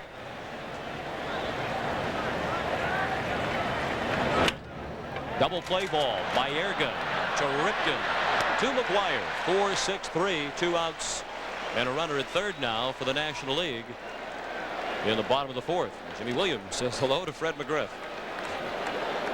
What do you think he just said? Hello, I'm Jimmy Williams of the Atlanta Braves. That's his old manager, Jimmy Williams, the former manager with the Toronto Blue Jays. When he was traded to the Toronto Blue Jays by the New York Yankees, George Steinbrenner would later call it the worst trade in Yankee franchise history. And you can't disagree with that. Certainly among them. Ryne Sandberg, a weak ground ball to Baerga. So once again, the National League threatens, but they fail to score in the fourth. After 4 in San Diego, it's 6-0 American League. CBS Sports presents the 63rd All-Star Game from San Diego, brought to you by the people at Nike, who encourage you to just do it. Old Milwaukee and Old Milwaukee Light. And by Toyota, reminding you to always buckle up. Do it for those who love you. Number 10, Gary. The new pitcher for the National League is Bob Tewksbury. He steps into the spotlight with his team trailing 6-0. It's an all-new battery. Tewksbury of the Cardinals on the mound. Darren Dalton of the Philadelphia Phillies is the catcher. And down at the hot corner, hometown favorite Gary Sheffield of the San Diego Padres.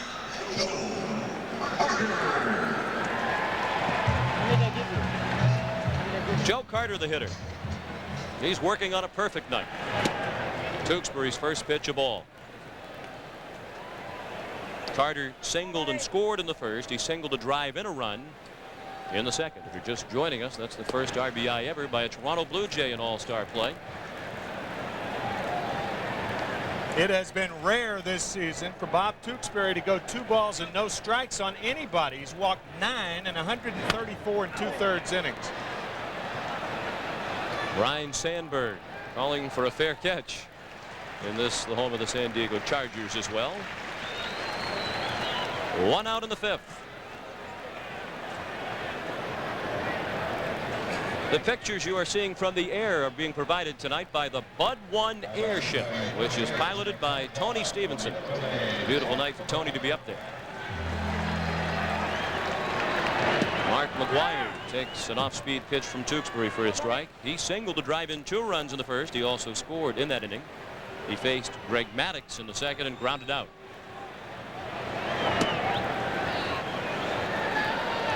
Tewksbury's a native New Englander. He's from Concord, New Hampshire, making his first All-Star appearance. Routine pop-up. Again, it's Sandberg. 2 down. And all of a sudden, National League pitchers Maddux, Cone, and Tewksbury have combined to retire 7 in a row.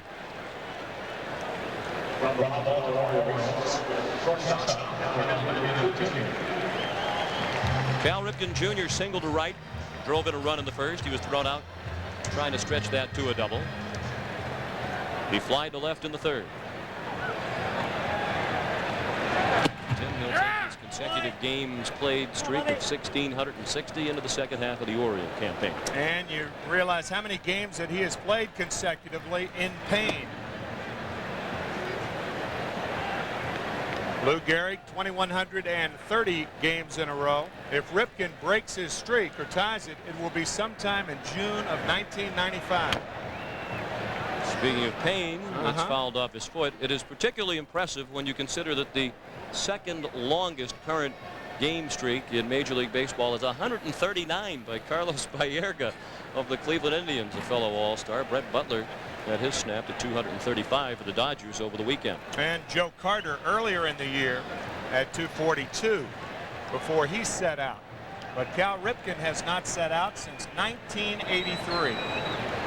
Actually 82. That's a foul ball. Battery taking no chances. And it is not a foul ball, it's an out. Ripken claiming the ball came up and brushed him off the arm, and it certainly looked like it did from here. Doug Harvey thinks he was just trying to buy a call, and that ends the inning. Well, let's see if it came up and hit the shirt sleeve of Cal Ripken. It looked like it may have. Definitely changed directions. Doug Harvey didn't see it, so Ripken's the third out. 1, 2, 3. Go the American Leaguers.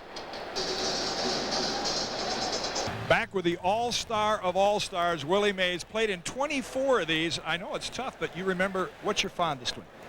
Well, I think in Cleveland, that was one of my fondest because I got hurt and Philadelphia, and I wasn't supposed to play at all. I won the most valuable player. I think that was one of my funnest, of all the games I played. How about 1960 when they still played 2 games? You went 6 for 8 in a week, right? But I didn't want to play because we had to go coast to coast.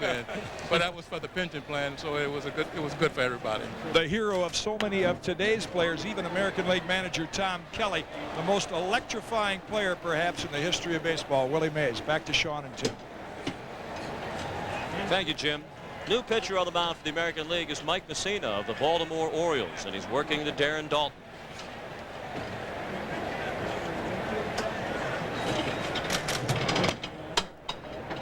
There are a couple of other changes for the American League. Travis Fryman, the 23-year-old shortstop from the Tigers, is into the ball game, and Ruben Sierra of Texas is in right.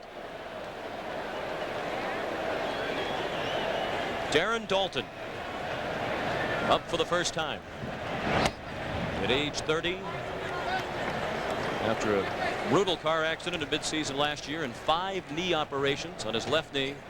Here he is in his first All-Star game, and he was the deserving starter at catcher in the National League, but not selected as such by the fans. That's a very high pop-up. Carlos Baerga. 1 out in the National League fifth. It's 6-0 in favor of the American League. Darren Dalton, a guy who has probably worked off the field as hard as he has on the field. He's a weightlifter, and I think pound for pound the strongest man in baseball right there. He told me he works out 6 days a week, 3 hours a day on the weights in the offseason. The hand is for Gary Sheffield.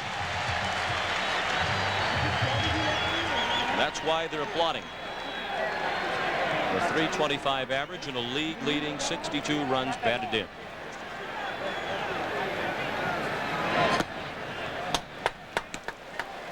It would be interesting to know what the reaction in living rooms in Wisconsin was as Gary Sheffield strolled to the plate. He is a former Milwaukee Brewer, and it was a miserable experience for him. So coming to San Diego and being fully healthy is the reason why he has completely turned his career around. It's tough to admire some of the things he did in Milwaukee. He admitted that from time to time, in his desire to be traded, he would intentionally throw balls away. So it was not only a miserable experience for him, but Milwaukee shared in that. Milwaukee and his teammates and his manager, Tom Trebelhorn, who's now coach with the Chicago Cubs. He's out on the fly ball to Brady Anderson in left. 2 down in the fifth. 6-0 American League. If you're just joining us, the AL scored 4 times in the first on 7 consecutive singles. They added a run in the second, an RBI single by Joe Carter, and Ken Griffey Jr.'s home run in the third made it 6-0. Ozzie Smith up for the 3rd time. Facing Mike Messina in his 2nd year in the major leagues in his first All-Star game. Like Jack McDowell, who preceded him on the American League mound, he is a graduate of Stanford, and he needed only 3.5 years to get through one of the most difficult universities in the country. So he could pitch and tell you how he does it, too. His degree was in economics, which would serve an all-star in this day and age very well. Absolutely.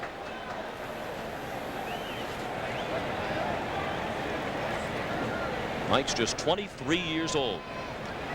From the home of Little League Baseball, he was born in Williamsport, PA. He still lives in Pennsylvania. 2-1 the count.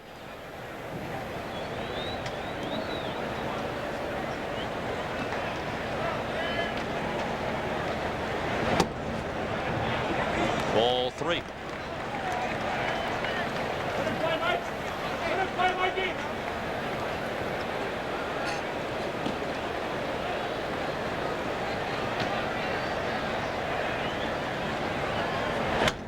Smith swinging away on 3-1, and he fouled it out of play. Mentioned Mike Messina, only 23, and Ozzie Smith, 37, the oldest shortstop in baseball. Interestingly, the shortstop position, the youngest position in baseball. It has been for 12 straight years. Here's a 23-year-old shortstop, Fryman, to throw out Ozzie Smith, and 1, 2, 3 go the National Leaguers in the 5th. We'll return to the 63rd All-Star game after this message and a word from your local station. Sean McDonough with Tim McCarver, Jim Cott, and Pat O'Brien. It's great to have you with us for the 63rd annual All-Star Game, and an All-Star tradition that took place yesterday, the signing of the bats and balls by the All-Stars assembled. They have to sign 60 dozen baseballs each, and you can see they have to cross their names off the list as they go by. That's a lot of signing. 720 baseballs are signed by the All-Stars and then distributed primarily back to the All-Stars. And it obviously is one of the more cherished mementos from All-Star play. Just one change as we go to the top of the sixth. Tony Fernandez of the Padres, the new National League shortstop. It's 6-0 for the American League. Ken Griffey Jr., leading candidate for the game's Most Valuable Player award. He singled a drive and a run in the first. He hit the only home run of this game to this point in the third. And if you remember Tom Kelly's remarks before the game, he said, Ken, you might have a little trouble with this guy. Talking about Tom Glavine. Well, he's 2 for 2, and the home run coming off Greg Maddux. And of course, kiddingly, talking about how the lineup would do and how well they would do in the first inning, and they did. He's taking another step toward the MVP award as he pulled one down into the right field corner. And now he's lacking just the triple to hit for the cycle tonight. A single, a home run, and now a double for Ken Griffey Jr. of the Seattle Mariners.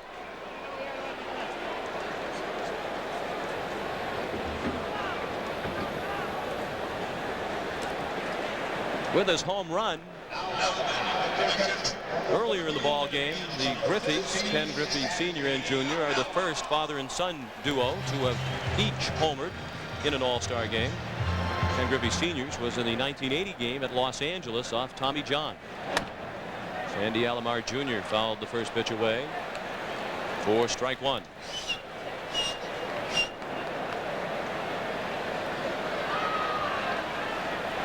The single was in the first inning for Alomar. It was the 7th of the 7 consecutive singles.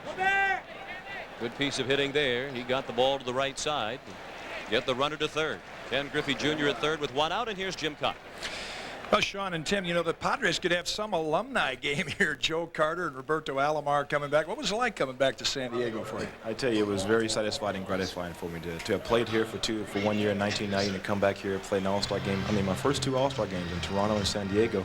You have to talk a lot to the media, but my kids enjoyed it, and I started my first game hitting fourth, and I was in heaven today. I had a really great time out there. What about the times talking to your former teammates that you maybe haven't seen for a while? Well, I didn't have that much time to talk to all of them. I would have been there all day with so many of them, but I got a chance to spend a little time with Bip, a lot of time with Tony Gwynn, because my kids stayed over his house, you know, the last couple of nights. But I mean, it's great for the Padres to host the All-Star game and have so many players involved. Joe Carter, an All-Star wherever he goes. Back to Sean and Tim. Thank you. And while the gentlemen were chatting, Brady Anderson in his first ever All-Star at bat bounced to the first baseman McGriff unassisted, and Griffey Jr. is still at third now with 2 down. We're in the 6th. It's 6-0 in favor of the American League. And here's Carlos Baerga, who tuned up for the All-Star game by hitting .500 in the week leading up to the All-Star break. Carlos, a switch hitter. And it was his dad, Jose, in his native Puerto Rico, who taught him to be a switch hitter when he was 8 years old. Carlos said his father told him then, become a switch hitter, that's your best bet to get to the major leagues. And if you really work hard at it, someday you'll be an All-Star. And Carlos said when he called his father to tell him he had been selected to the All-Star team, his father cried on the phone. Jose Baerga, Carlos's dad, is here tonight. Carlos took a while to get the news. He was in Texas with the Indians and out shopping for a Mercedes with Felix Fermin, who had $950,000 a year, as the highest paid of the Cleveland Indians. And they went off to Fort Worth.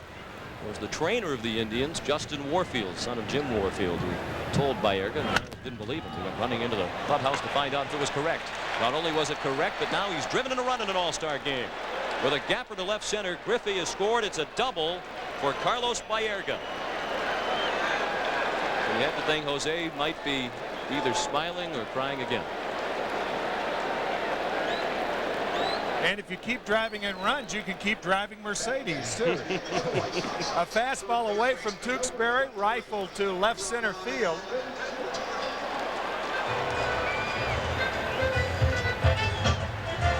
Boy, I'll tell you, hitters' eyes light up when they see fastballs up around the letters. And you could see those eyes lighting up. Robin Ventura up for the first time.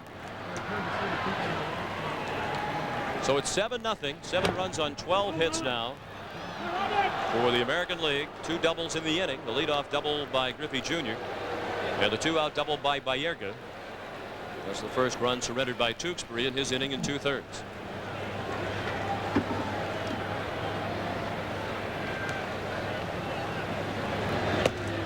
Breaking ball just missed. Tewksbury was a logical candidate to be the starting pitcher for the National League in this one. He leads the league in earned run average, 1.87. I asked Bob the other day if he was disappointed not to be selected the starter. He said, no, I would go to the All-Star game and just shag balls behind second base or help clean up the dugout. I'm just happy to be there. He's a great story. He's battled back from a couple of operations to his pitching arm, one to his elbow, one to his shoulder. Fair ball off the glove of McGriff. Baerga is coming around to score. It's 8-0, and Ventura has the 3rd American League double of the inning. The throw got away as it came back into the infield, and Sheffield had to track it down near the left field line. And Robin Ventura, with that flat bat swing of his, lines one off the glove, a one-hopper off the glove of Fred McGriff. So Ventura with the double to drive in a run. 13 hits now for the American League. They started with 9 singles, then a home run for the 10th hit, now 3 consecutive doubles. They're due for a triple. Here's Ruben Sierra. Up for the first time tonight. And he looks at strike 1.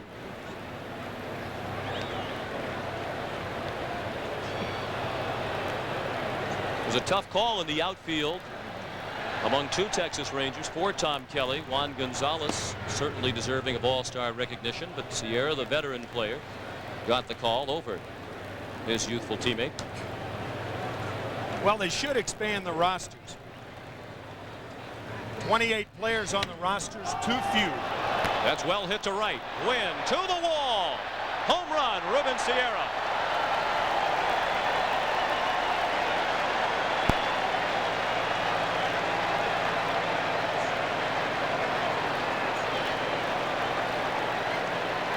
A 2-run homer, and it's 10-0. That's the 2nd home run of the night for the American League, and their 14th hit. Bobby Cox is probably sitting there saying, it's tough enough to hit with 2 hands. What about hitting it that far with 1 hand? Watch this.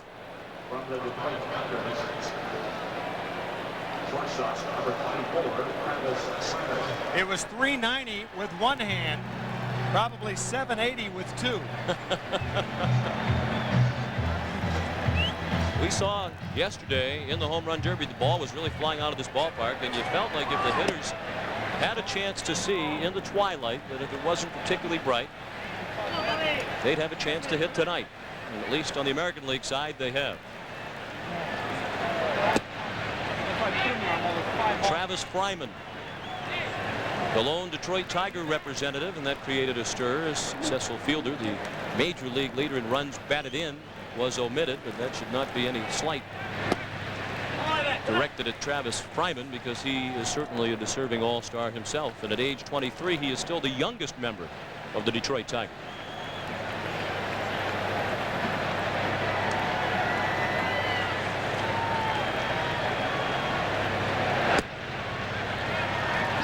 And Fryman walks on 4 pitches, so things are coming apart for Bob Tewksbury here in the 6th.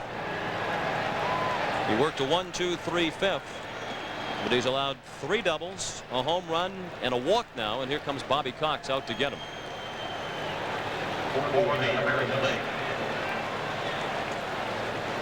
John Smoltz of the Atlanta Braves will be the new pitcher when we return to the 63rd annual All-Star Game. The new pitcher for the Atlanta Braves is, or for the National League rather, is John Smoltz of the Atlanta Braves with a 10-6 record. Part of that outstanding starting staff.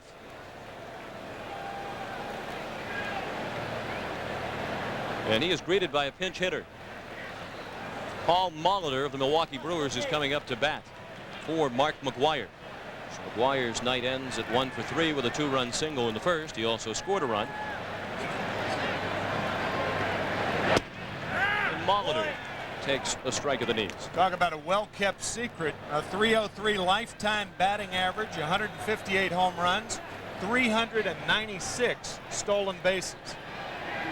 What a career he has had. And that has him in very elite company. He and Willie Mays are the only players in Major League history with a 300 career average, 150 home runs, and 300 steals. Another wow. Because he plays in a small media market, I'm not sure fans around the country appreciate what a consistently fine player Paul Molitor has been, and again this year at age 35. Member of his 5th All-Star team, Molitor pops it up. McGriff to the rail, does not have a play. We're in the 6th inning, 4 runs across in this frame for the American League. They also scored 4 times in the first, single runs in the second and third. It is 10-0.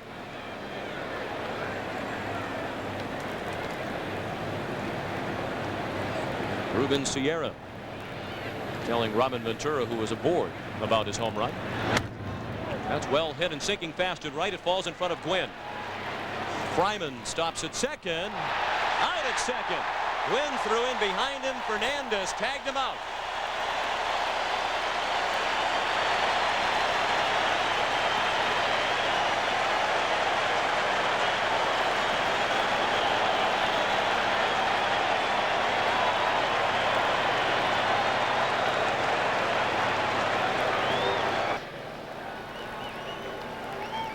Jack Murphy Stadium. Pat O'Brien over in a place where we usually aren't, in the bullpen with Dennis Eckersley, and with this kind of lead, not too much pressure on you tonight, huh? It's nice to be able to talk to 10-0, that's for sure. How does this bullpen rate versus other bullpens around the league? You like them open, don't you? Yeah, I mean, there's a lot worse bullpens, but you know, you like a bullpen where you feel like you're in part of the game. There's some bullpens where you come out from left field or center field and you don't even know where you are when you get through the gate. So it's nice to be able to get a feel for the game. Hope to see you in the game tonight. Shooting the bull with the F. Back to you guys. I'm glad he said that. From the San Diego Padres, right fielder, number 19. New pitcher for the American League. The 6th pitcher in as many innings for the junior circuit, Mark Langston, the lone representative from the California Angels. And Mark Langston quite candid, saying that Jim Abbott should have been the one selected instead of him, his 3rd All-Star game. Working to Tony Gwynn. The pitch caught by the new catcher for the American League, 20-year-old Ivan Pudge Rodriguez of the Texas Rangers. It's the first of many All-Star appearances for him.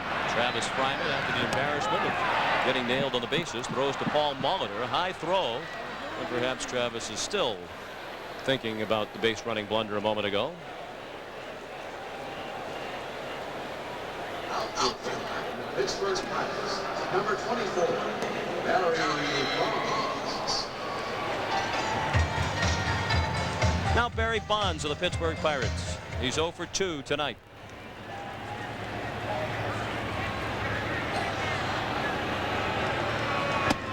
Big breaking ball. Roberto Kelly of the Yankees has come in to play center field. So all of the American League starters are out of the ball game now. Langston candid about it, but he felt Jim Abbott should have been the selection. Jim Abbott only 4-11, but with an ERA of under 3, and he's been the victim of absolutely no run support. Paul Molitor victimized by a bad bounce. Bonds is going to try for second, down 10-0, and he's in there safely. The first extra base hit of the ball game for the National League. Ow. Victimized, I think, the appropriate word there, Sean. From the San Diego Padres, just missing the coconut of Paul Molitor. So Bonds is aboard with the 5th National League hit of the night. And here is Fred McGriff, who's 1 for 2. He singled off Roger Clemens in the 4th. Mike Messina worked 1 perfect inning for the American League. Langston watched McGriff duck out of the way from the breaking ball.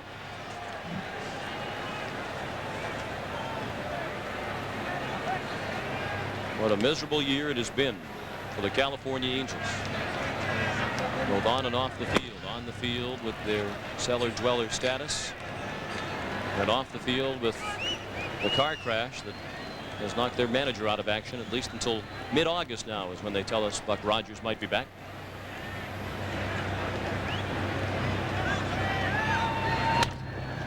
That's well hit. And in for a hit. Here comes Bonds to the plate. Anderson throws to the middle of the diamond, and the National League is on the board. Fred McGriff delights the Padre faithful. They've been waiting for something to cheer for, and now they have it. One of their own has knocked in the first senior circuit run of the night.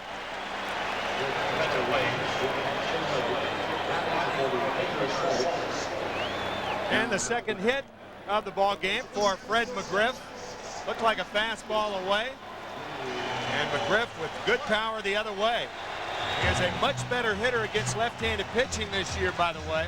Batting .379 against left-handers this year. Speaking of good hitters against left-handed pitching. Will Clark batting for the pitcher Smoltz. .318 Will's average. He has started at the last 4 All-Star games at first base and was leading through most of the All-Star balloting this year, but was overtaken at the wire by Fred McGriff, who edged him by 16,000 votes. Will Clark, in a classy statement, said the fans made the right choice. Fred McGriff deserved to be the starter this year in the National League. It's interesting that these two earned a lot of respect for each other during the brawl that the Giants had with the Padres earlier this season. McGriff was really hot and charged out to the mound, and it was Clark who grabbed him and pulled him away, a member of the other team with whom the Padres were brawling. And Will Clark, in trying to restrain McGriff, said, "Fred, you're too good a player. Your team is going to need you for the rest of the season. No matter how mad you are, don't do this."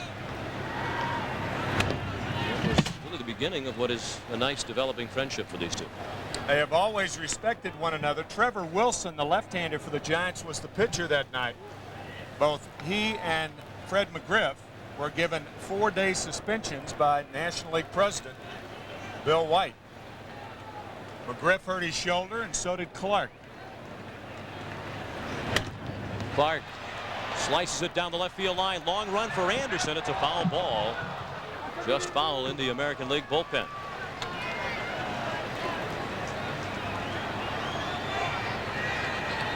(10-1) American League. We're in the bottom of the 6th. The National League has scored its only run of the night here in the 6th, and they have a runner at first with 1 out.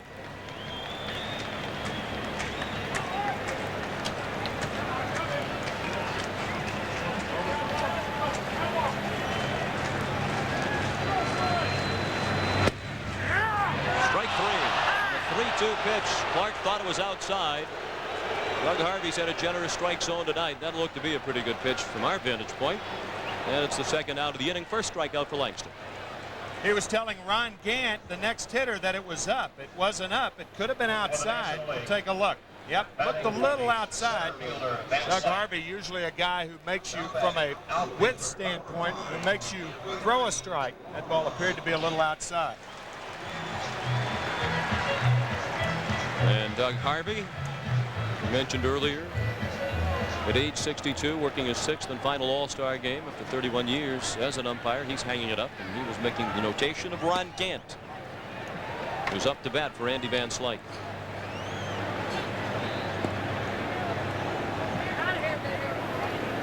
Gant, a member of the Atlanta Braves, making his first All-Star appearance. And this was very important to Ron Gant. I was talking to Willie Mays before the game and in the National League clubhouse, and he was talking to Ron Gant, trying to get him to relax his left forearm while awaiting for the pitch, saying that just instead of gripping the bat intently, there's Willie right there, instead of gripping the bat intently, just relax the hands, and that in turn relax the forearms. That's a lot of arm to relax.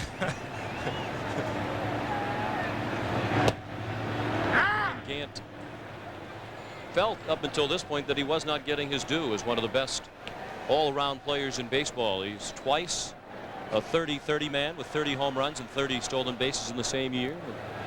An all-star for the first time tonight. And ahead in the count. 3 balls and 1 strike. The American League leads 10-1 in the bottom of the 6th. Fouled straight back, 3-2.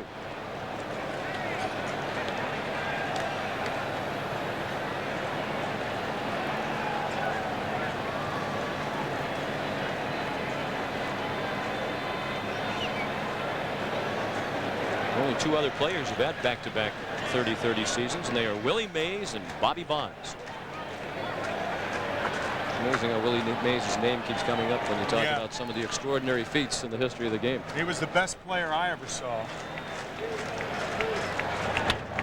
Pulled down the line. It's going to be a long throw for the Gold Glover Ventura, and he got the speedy Gant by a running step. The National League is on the board after 6. It's a 9-run lead for the American League.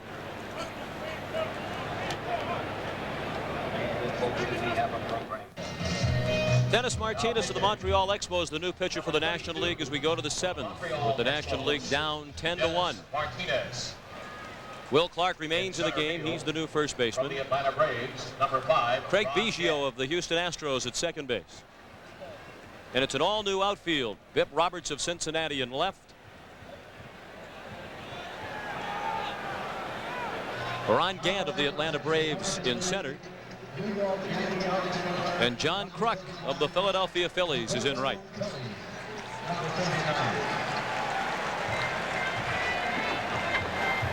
And Roberto Kelly is the batter. He's coming up for the first time tonight.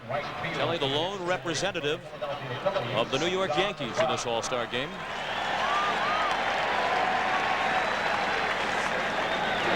And he swings and misses the first pitch from Dennis Martinez.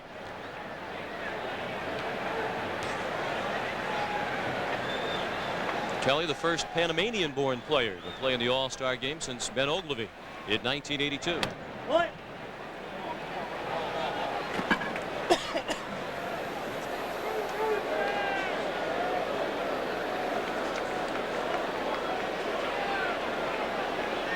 Dennis Martinez, a native Nicaraguan, making his 3rd All-Star game appearance. He now makes his home in Miami. He's the father of 4 children, has a couple of them along. And is he ever a hero in his home country? Perfect game last year against the Dodgers. And a perfect at bat with Roberto Kelly. Struck him out on 3 pitches. Let's check in with Jim Cobb.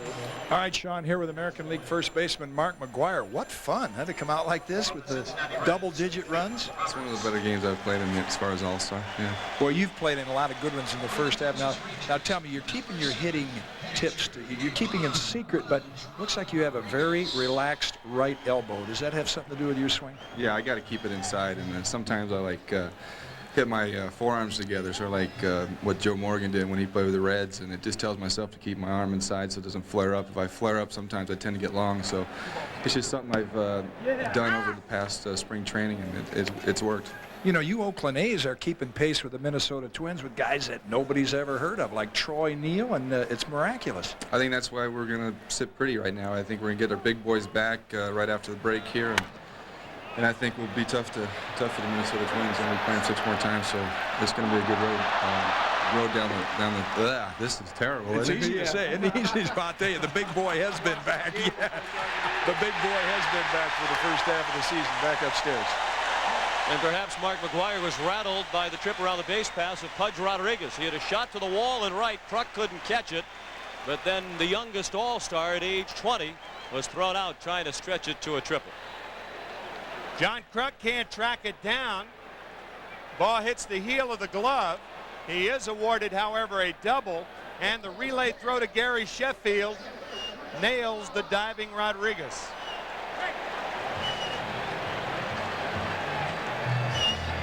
Rodriguez the youngest All-Star at age 20 years, 7 months, and 14 days.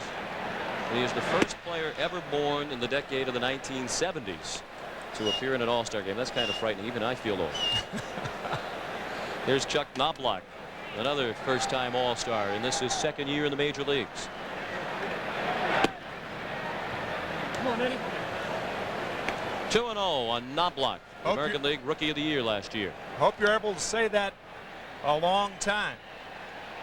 Even I feel old. That's something that's nice to say for a long time. And Ivan, as you said earlier, will continue to say that. He is some talent. Only been 5 players who ever appeared in an All-Star game at a younger age than Pudge Rodriguez. Dwight Gooden, Butch Weiniger, Jerry Walker, L. Kaline, and Johnny Bench, the only younger All-Stars. Pudge said his goals this year were to hit 300 and be an All-Star, and he might accomplish both of them this year. Knobloch walks.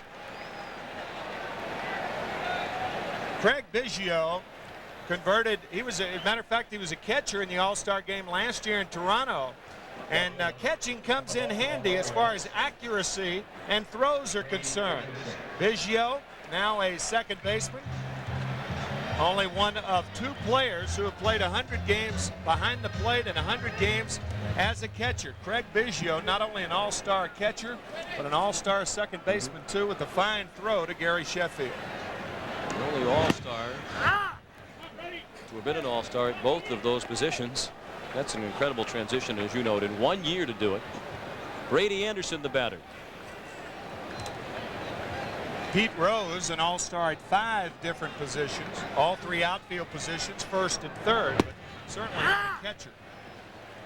It was unlikely for Biggio to be here because of that transition. It was certainly unlikely at the start of this year that Brady Anderson would be here. Coming into this season, Anderson had a career batting average of .219.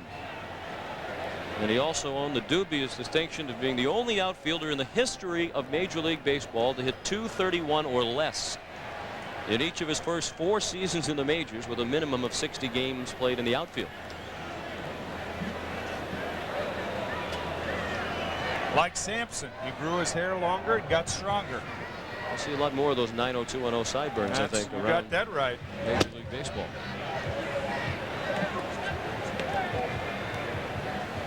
It is a fad in the Baltimore area now to have all the teenagers growing their sideburns longer.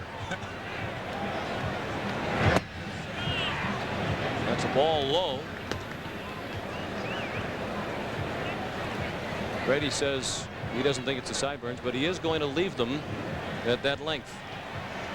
And he doesn't like the comparison to 90210, actually. He said it has nothing to do with that television program. Fernandez steps on the bag. He didn't need to throw to first. 7th inning stretch, 10-1 in favor of the American League. CBS Sports presents the 63rd All-Star Game from San Diego, brought to you by Oldsmobile, the power of intelligent engineering, the people at Nike who encourage you to just do it, and by Columbia Pictures, a league of their own, America's favorite summer movie.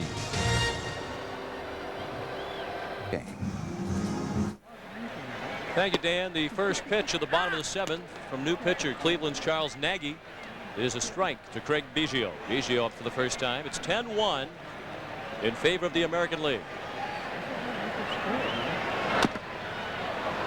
Biggio had that foul ball bounce up. It looked like it hit him around the face, but he's okay. Must be these guys' fault. What'd you do to the scoreboard? Huh? What'd you do to the scoreboard? Why is it 10 to Darren 1? Dalton waits on deck.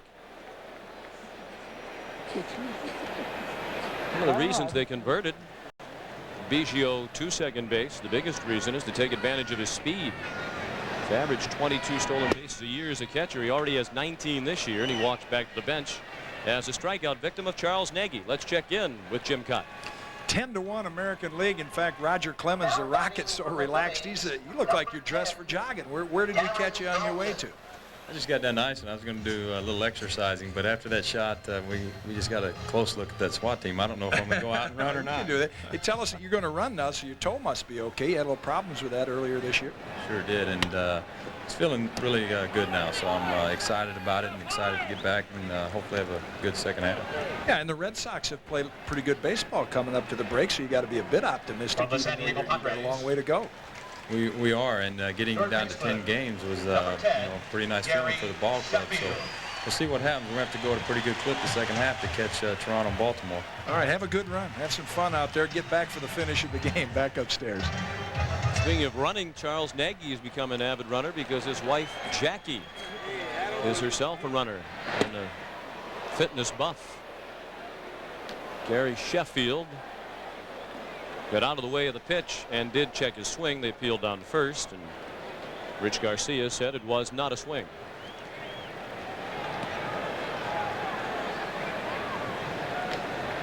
These fans can't be happy, Tim. Most of them National League rooters, but they're enjoying a gorgeous Southern California night. Well, a beautiful night, a beautiful stadium. This stadium has housed the Chicken, Mick Jagger, Simon and Garfunkel, Roseanne Barr, Steve Garvey. Rather eclectic, I would think. The Super Bowl was expanded in the mid-'80s up to its capacity of 60,000 and named for a great man, a former sports writer and sports editor here in San Diego, Jack Murphy, who's the brother of New York Mets longtime broadcaster Bob Murphy.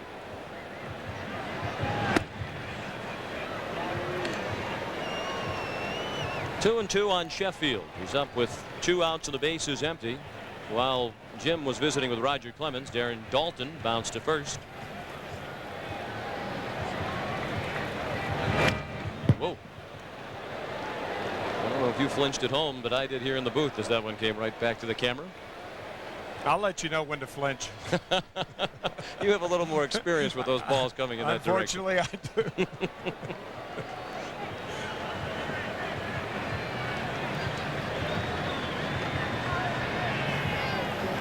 Yankees pitch. Bounced to short. Travis Fryman throws him out. 1-2-3 goes the National League. The sun is setting on San Diego, and it is setting on the senior circuit. They're down by 9 as we go to the 8th. Team Summary is sponsored by Budweiser.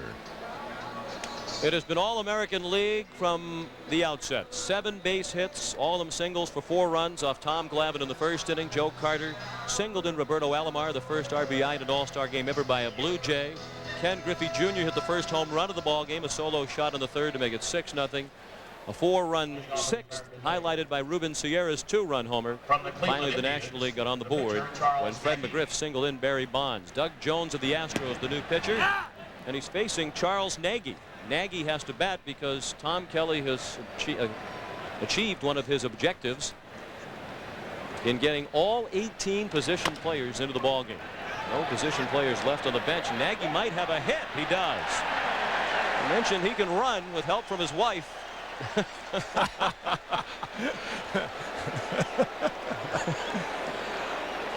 An American League pitcher getting a base hit.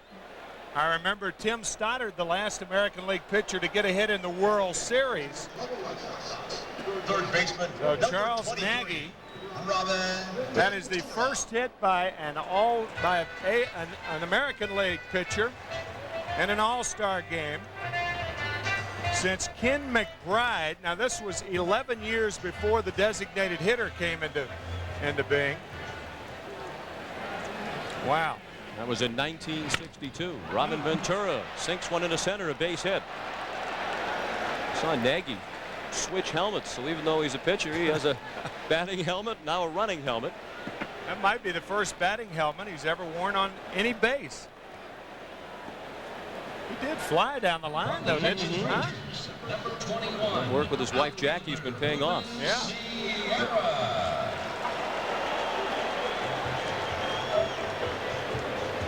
17 hits now for the American League.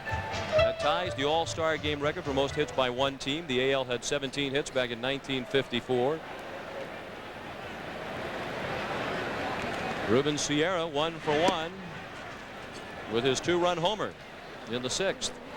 A couple of weeks ago, we did a game in Chicago. I was hanging around the Texas clubhouse and stumbled upon Ruben Sierra doing an imitation of Nolan Ryan. It was very humorous, and with some prodding yesterday, we got Ruben to do it for us. Look at the right shoulder. Then the lean to the right. Yeah, lean to walked the in right. to get the ball.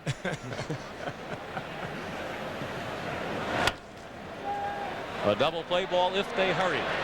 But the throw from Biggio was a little tough for Fernandez to handle. They erase Ventura. Nagy to third on the play. First and third and 1 out. Sierra safe on the fielder's choice. We're in the 8th. It's 10-1 American League.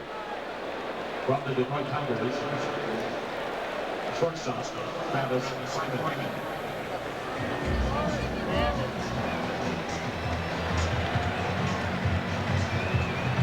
Now Travis Fryman, who walked in his first ever All-Star plate appearance.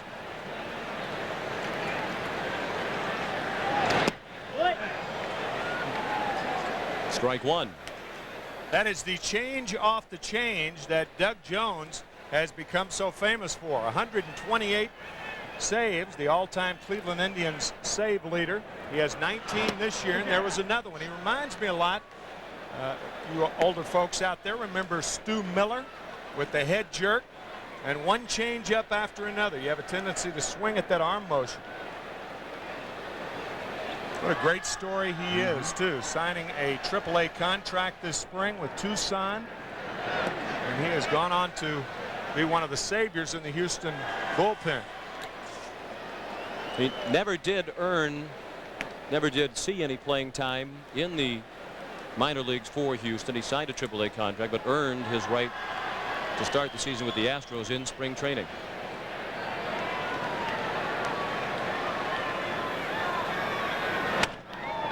Base hit. Fryman is perfect. Nagy scores. It's 11-1. The throw to third is cut off. Sierra to third. So Fryman has walked and now singled to drive in a run in his first All-Star game.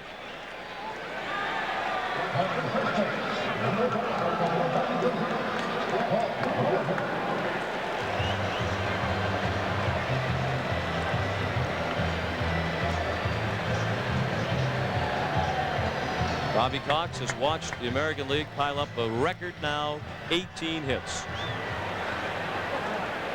3 in this inning. Paul Molitor, the 5th batter of the inning. He came up as a pinch hitter for Mark McGuire in the 6th and singled off John Smoltz.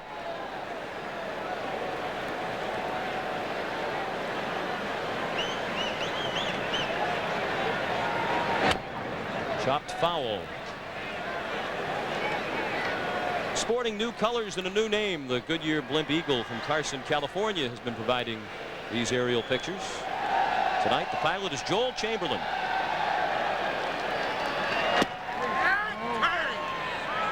Molitor frozen by the 0-2 pitch, and he's gone in 3 pitches. 2 outs now in the 8th. It's 11-1 in favor of the American League. That's the first strikeout for Doug Jones. And the American League on their way to winning 5 in a row from the National League. That has never been done. They have won 4 in a row one other time back in the late 40s. Of course, the National League's longest winning streak, 11 games. In All-Star history, there's been a lot of trends back and forth. Roberto Kelly up there with 1 ball to count. That's well hit, fair ball. Down into the corner and into the bullpen. Sierra has scored. Fryman is being waved around. He scores. It's a 2-run double for Roberto Kelly of the New York Yankees.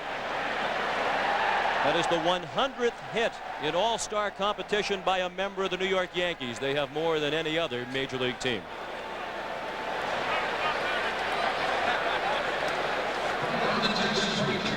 A changeup, and it's drilled past Mike Sharperson.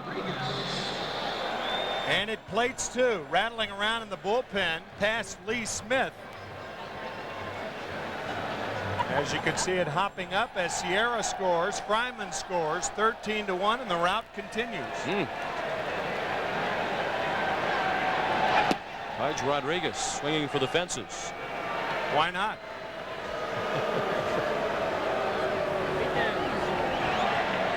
Pudge just a little bit older than those fellows you just saw. Talking with Jim Sundberg yesterday, for so many years an outstanding Major League catcher. He played in the Heroes game, and he's a broadcaster for the Rangers. And he says Pudge Rodriguez has the finest skills of any young catcher he has ever seen.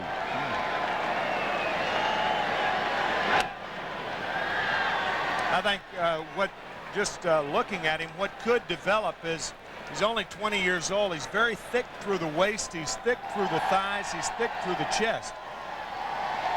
He could have a weight problem as he gets a little older.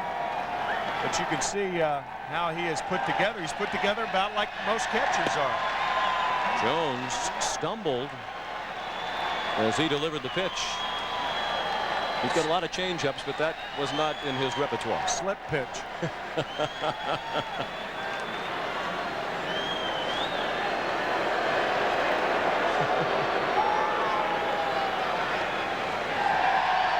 This is the 2-2 pitch.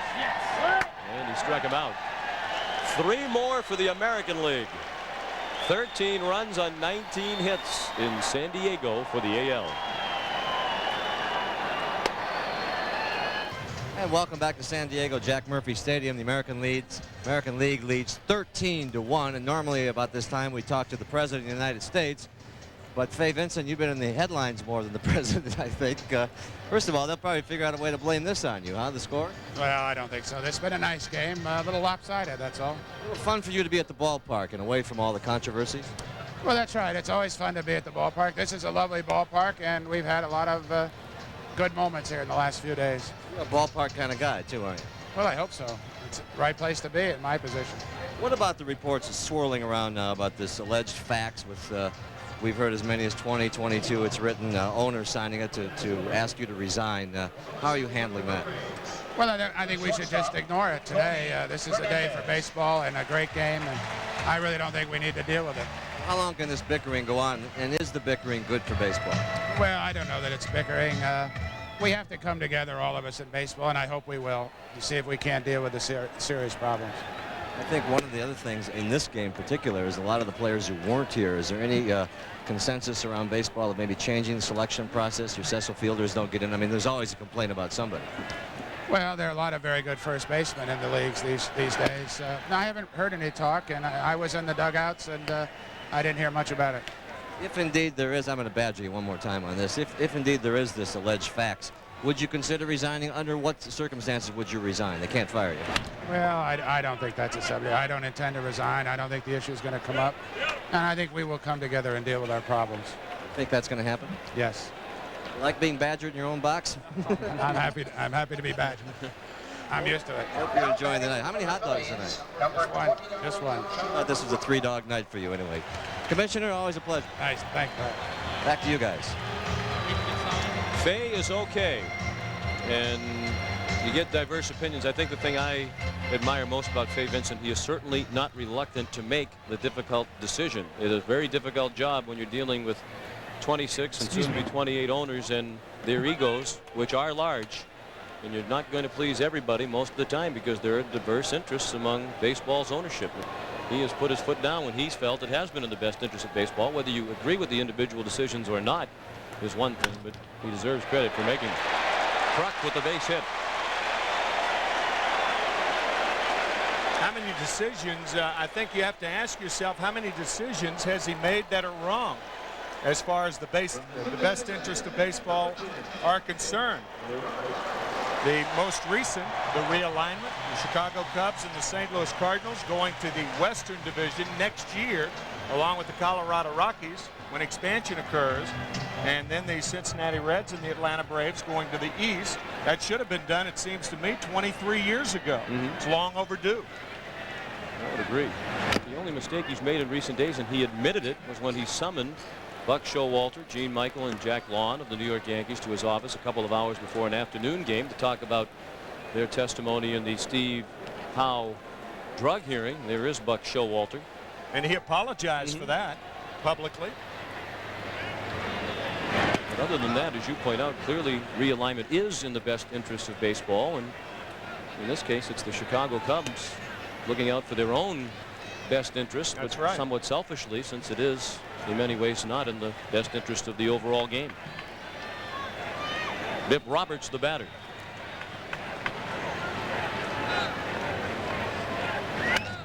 Base hit. So a couple of former Padres are on.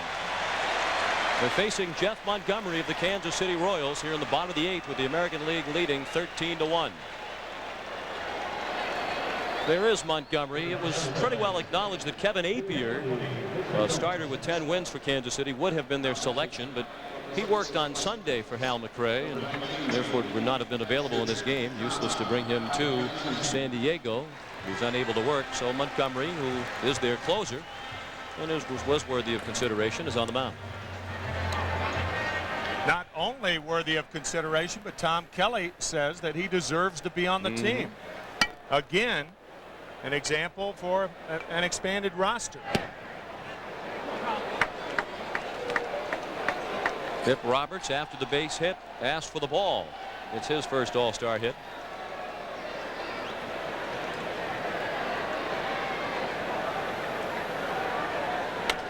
He got the hit, and Rich Garcia got him the ball. Tom Pagnozzi with the pop-up in shallow right. It's handled by Ruben Sierra.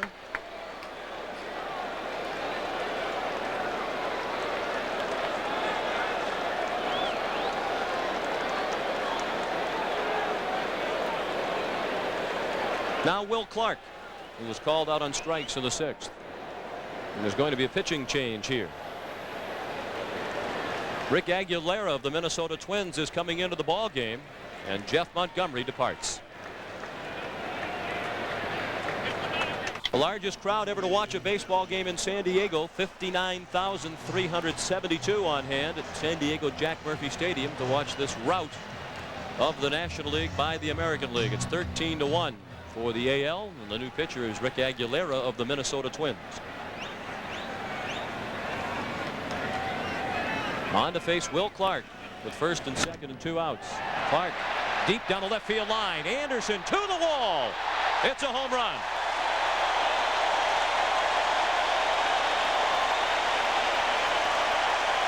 Aguilera's first pitch taken out of the ballpark to the opposite field by Will Clark. It's 13-4 American League.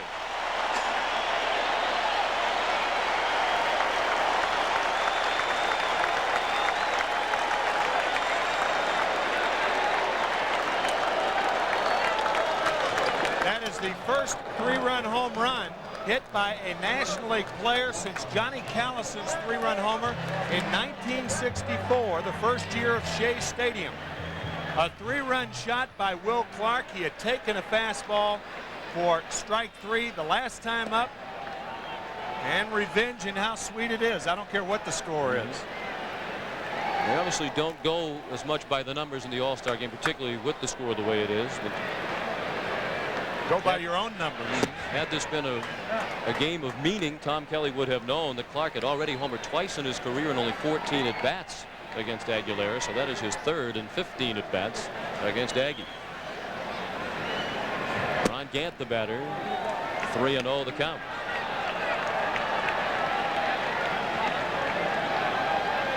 We did not have the twilight zone tonight here in San Diego, and the hitters are glad for it.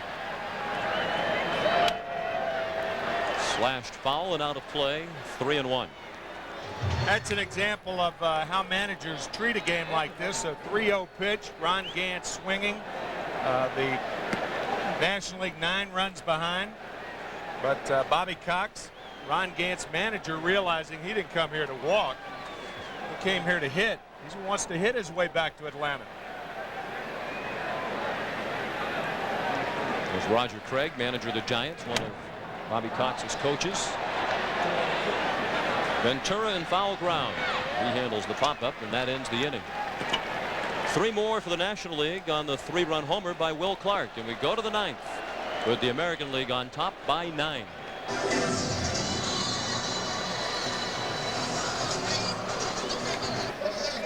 (13-4) as we go to the American League. As we go to the 9th inning, the American League on top. The American League coming to the plate with Chuck Knobloch to lead off against the 54th player to appear in the game. 54 out of the 56 have now appeared as Norm Charlton of Cincinnati missed low with ball one. Only Lee Smith and Dennis Eckersley are yet to get in the game, and we'll undoubtedly see the Eck in the bottom of the ninth. Obviously, the one-sided nature of this game has enabled both managers to get everybody in. But the fans have still gotten their money's worth. Why don't you continue? Well, we were thinking yesterday about the total salaries of both clubs, and you will be interested to know how much both teams make this year with 13 players eligible for free agency, as Clark makes a rather insignificant catch. The National League salary of all 28 players, $66,471,667, and the American League, $51,904,750, for a total of right around $118 million for the 56 players. And that is just about enough to buy a Seattle Mariners franchise. That's about what it went for, right? $125 million. Brady Anderson sends it straight back. Well, the question is, do you get anything for being here? I mean, we don't have to hold a benefit for these guys, but do they get a little bonus? Well, of course. But of course, we didn't figure that in. It was pocket change. Some of them have bonuses in their contracts with their individual teams. Ron Gant drifting back in center to make the catch. 2 outs. And another pitcher is coming up to bat before the dazed gathering here at San Diego Jack Murphy Stadium. They can't believe what they are seeing under the full moon. Another American League pitcher coming to the plate. We saw Brown in the first inning. Nagy got a base hit. And now here's Rick Aguilera.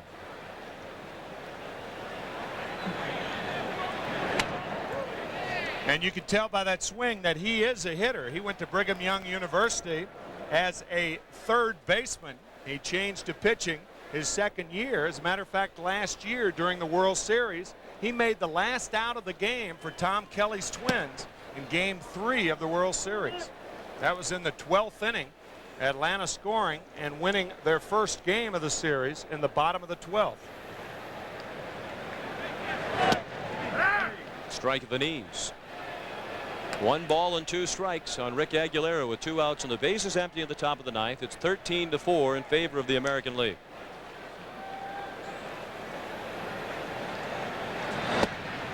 Charlton trying to put a little extra on that one. He missed low. 2-2.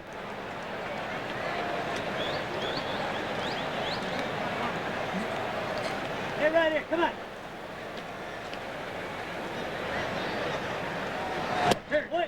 Foul tipped into the mitt to end the inning. We go to the bottom of the ninth. And the National League needs a touchdown and a field goal. Friends, this copyrighted telecast is presented by authority of Major League Baseball and may not be reproduced or retransmitted in any form without the express written consent of Major League Baseball. Despite the lopsided score, most of the folks are still here at San Diego Jack Murphy Stadium. Sean McDonough with Tim McCarver, Jim Cott and Pat O'Brien. And it's Craig Biggio to face Rick Aguilera as we go to the bottom of the ninth. Aguilera is still in there, but Eckersley is still throwing in the American League pen.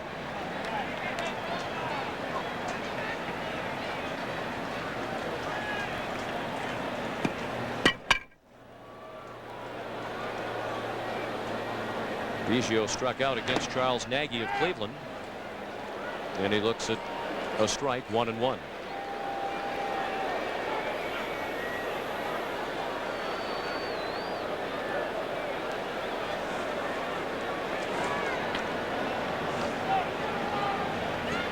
Aguilera came to the Minnesota Twins as a starting pitcher.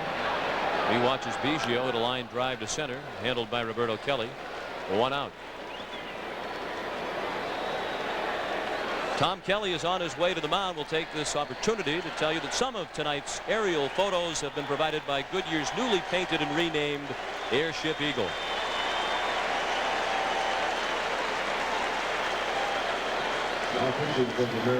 Rick Aguilera has departed, and now every American League player has participated in this one as Dennis Eckersley takes the mound. You know what I think Tom Kelly's thinking is right here? Rather than bring him in at the start of an inning, give him more recognition by bringing him in with only one out, because he is the premier reliever in baseball. 34 consecutive saves without a blown save opportunity over 2 years, 30 this year.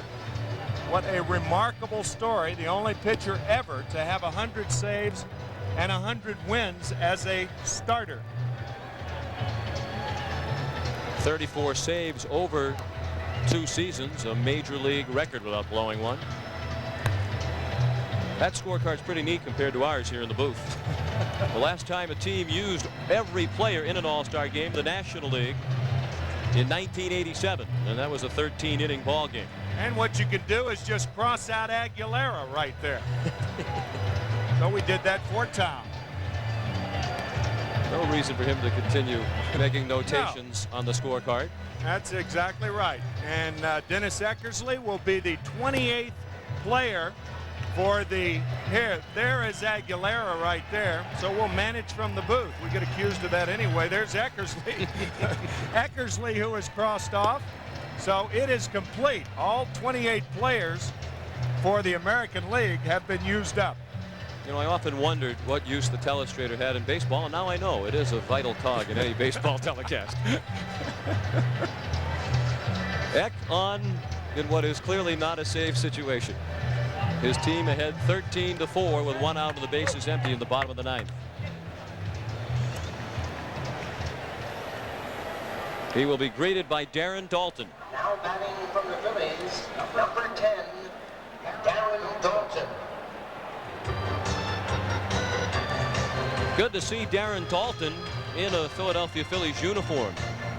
Yesterday, both Daulton and John Kruk had to participate in the workout in different uniforms because the Phillies, who were here in San Diego over the weekend, went back to Philadelphia for the All-Star break, and their equipment man took Kruk and Dalton's warm-up jerseys and game jerseys. They had time to get the game jerseys back today via delivery service. But yesterday, Kruk came out in the jersey of Leo Mazzoni, the Braves pitching coach. Number 54. He and Mazzoni only live about 10 minutes apart, right on the West Virginia border. As a matter of fact, they get together during the winter and barbecue, of all things.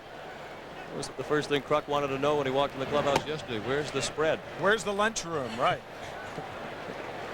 John went up to the concession area trying to find a Phillies sweatshirt or T-shirt that he could wear, and the lady at the concession stand said, "Why would we sell any Phillies paraphernalia here?" It was a little put back by them.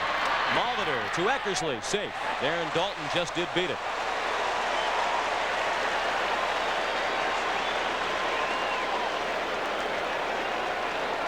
We will see how that is going to be scored. This ball hit like a bullet. Molitor on the short hop with a skate save. We talked about Tommy Glavine and his affinity for hockey earlier, and by the time Molitor makes the play, Eckersley covering, it's too late. Looked like a base hit for me. No word on the scoring yet. Earlier in the ball game for you Texas Ranger fans, now they have charged Molitor with an error. Pudge Rodriguez doubled and was out trying to stretch it to a triple. Well, they just changed the scoring on that a while back, and they charged John Kruk with an error out in right field. No double for Rodriguez. Mike Sharperson of the Dodgers, the batter, and he's quickly behind in the count 0-2. And somebody in Orangeburg, South Carolina is very, very pleased tonight. Mike Sharperson's mom and dad. His dad was a gentleman who was in the slaughtering business. And Mike Sharperson so happy to be in this game, selected as the only Dodger to perform for the National League. His dad, as you might have heard on the pregame with Pat O'Brien, 71 years old, also named Mike Sharperson, doesn't like to fly, so he did not make the trip out here from Orangeburg, South Carolina, but Sharperson has been recording the goings-on with a home video camera. Here's Tony Fernandez, the last man standing between the American League and their 5th consecutive victory in all-star competition. As a matter of fact, Mike Sharperson is getting a bat signed for his father, and even went to the American League bench yesterday afternoon to have the American Leaguers sign the bat also. So he'll have 56 prized autographs on that bat, and that's for Dad.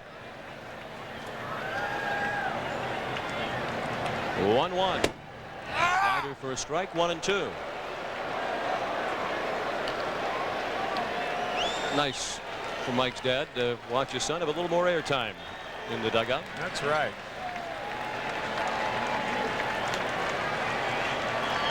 Eckersley would love to close it with a punch out. That just missed. It's 2-2.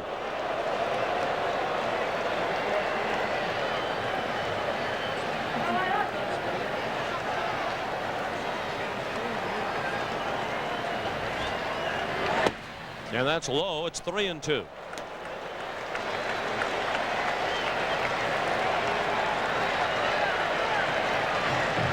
(13-4). American League. 2 outs and a runner at first in the bottom of the 9th. Fernandez pulls it foul.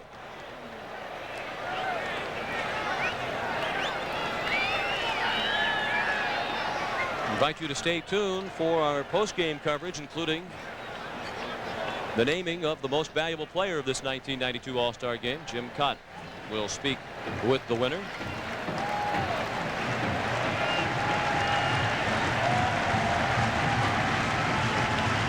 The 3-2 pitch. Sinking fast and right. That's a hit. So the National Leaguers cling to life as Fernandez singles with 2 outs, sending Dalton to second.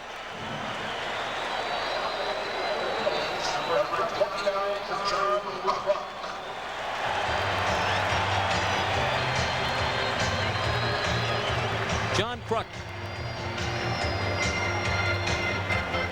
He singled in the 8th inning off Kansas City's Jeff Montgomery and scored on the home run by Will Clark.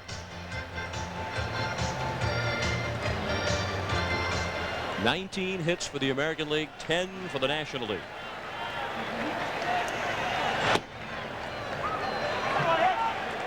I guess you thought with the count 3-2 that Dennis Eckersley was going to walk Tony Fernandez, right? Not a chance. No way. He has walked 36 batters in the last 4 years since 1988.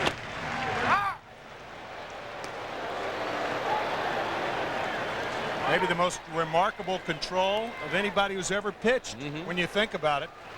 What a string he has put together.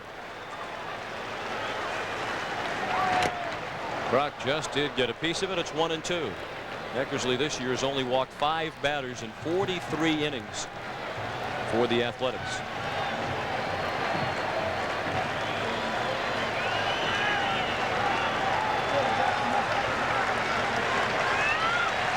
Darren Dalton says it ain't over till the fat guy swings. And he was talking about John Kruk. He swung, but it's not over.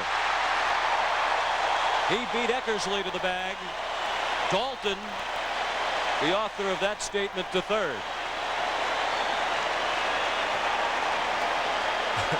And 2 hits for the league's leading hitter. As a matter of fact, he leads the majors with that .346 average. Fine play by Chuck Knobloch. And a one-hopper to Eckersley. 2 close plays at first base this inning. But the National League with the bases loaded and 2 outs. And Bip Roberts, who singled and scored on the Clark home run last inning.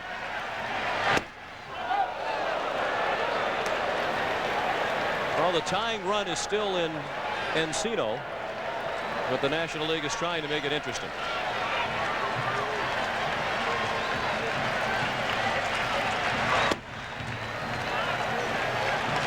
Norm Charlton is on deck.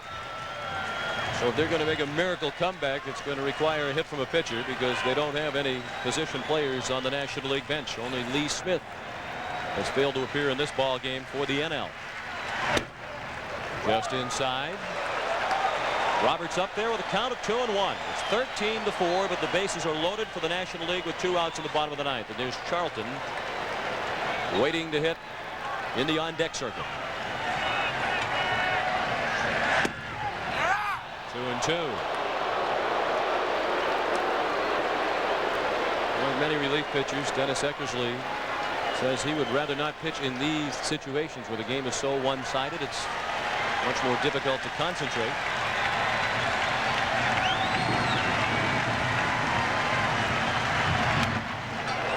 Roberts battling tough.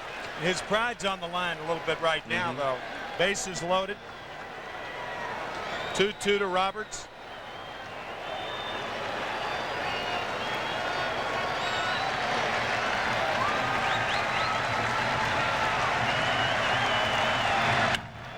Line drive, base hit. Dalton has scored. Fernandez around to score, and it's 13-6.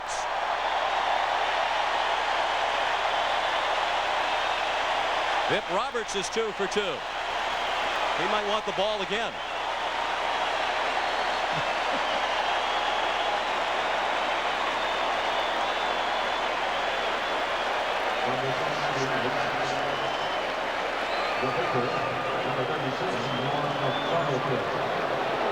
Well, we talked about expanding the roster and it not being the most important thing and who wins and who loses.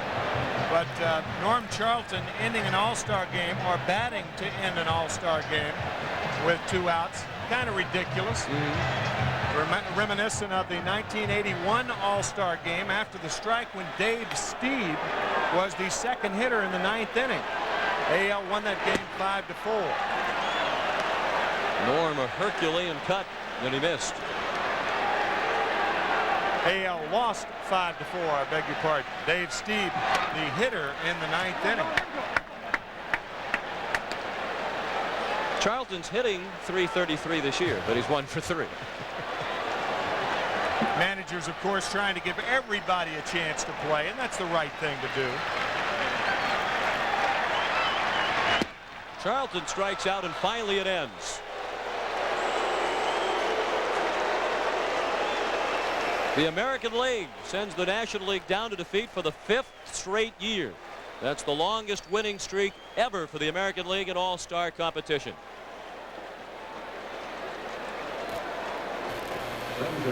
Pat O'Brien and Jim Cott coming your way. And we'll return to the 63rd All-Star Game after this message and a word from your local station. All-Star Game from San Diego is brought to you by Cold Filtered Genuine Draft and Miller Genuine Draft Light, taking the country by storm. Michelin, because so much is riding on your tires. And by Chevrolet, the cars and trucks more people depend on. Well, welcome back to San Diego Jack Murphy Stadium as the fans here trickle out after watching the American League win its 5th straight All-Star game. And there you see the score. 19 hits, 13-6 was the final score. The National League made a little run at the end there, but it just wasn't quite enough on this night with the full moon over San Diego. And right now, let's go down to Jim Cott for the announcement of the Chevrolet Most Valuable Player. Kitty? Well, to cap off this 63rd All-Star Game, let me turn it over to Kurt Ritter, marketing manager of Chevrolet Trucks, who has a nice duty. Kurt? Thank you very much, Jim. And congratulations on a very exciting performance, Ken. On behalf of Chevrolet and all of its dealers, I'd like to present you with the Chevrolet MVP trophy, as well as an Astro van that'll be donated to the charity of your choice in your name. Congratulations. Thank you. Well, we started the night off with a guy they called the Kid, Ted Williams. He threw out the first pitch. And then we saw Willie Mays. And here is the kid who probably is the closest player to Willie Mays in the game today. Are you in awe by what you do at age 22? Yeah, I just go out and have fun. I just want to help my team win, you know, no matter it be an All-Star game or the Seattle Mariners. I just want to go out and play, do the best job I can. We're going to show some highlights of some of the knocks you got tonight, the feeling running around the bases when you got that home run. Well, it was kind of weird because when I hit it, I didn't think it was going. And once it went out, the first thing I thought of was my dad hitting it in 1980. Wow, that's a nice thought right there. And this has got to be fun for you. You look at some guys that you heard about when you were not playing this game as a kid. Yeah, I watched, I've always teased Kirby Puckett about being my idol. And he says, no, you're my idol. So I watched Kirby growing up. Ken Griffey Jr., most valuable player in the 63rd All-Star game. Let's go back upstairs to Pat O'Brien. All right, Jim, thank you and congratulations. Well, let's put it this way. Some people like to see a lot of hitting, but everybody likes to see the All-Stars. And the All-Stars have come and they have shown, and soon they'll be dispersed again around the Major League universe. Tomorrow, they and we will turn our attention to the second half of the season with all the wonderful possibilities and surprises that only baseball can provide. And so for Sean McDonough, Tim McCarver, and Jim Cott, I'm Pat O'Brien saying so long from San Diego Jack Murphy Stadium, where once again our final score, the American League 13, the National League 6. Be sure to join us again this Saturday afternoon at 1 o'clock Eastern Time when Major League Baseball continues on CBS with the Boston Red Sox against the Minnesota Twins.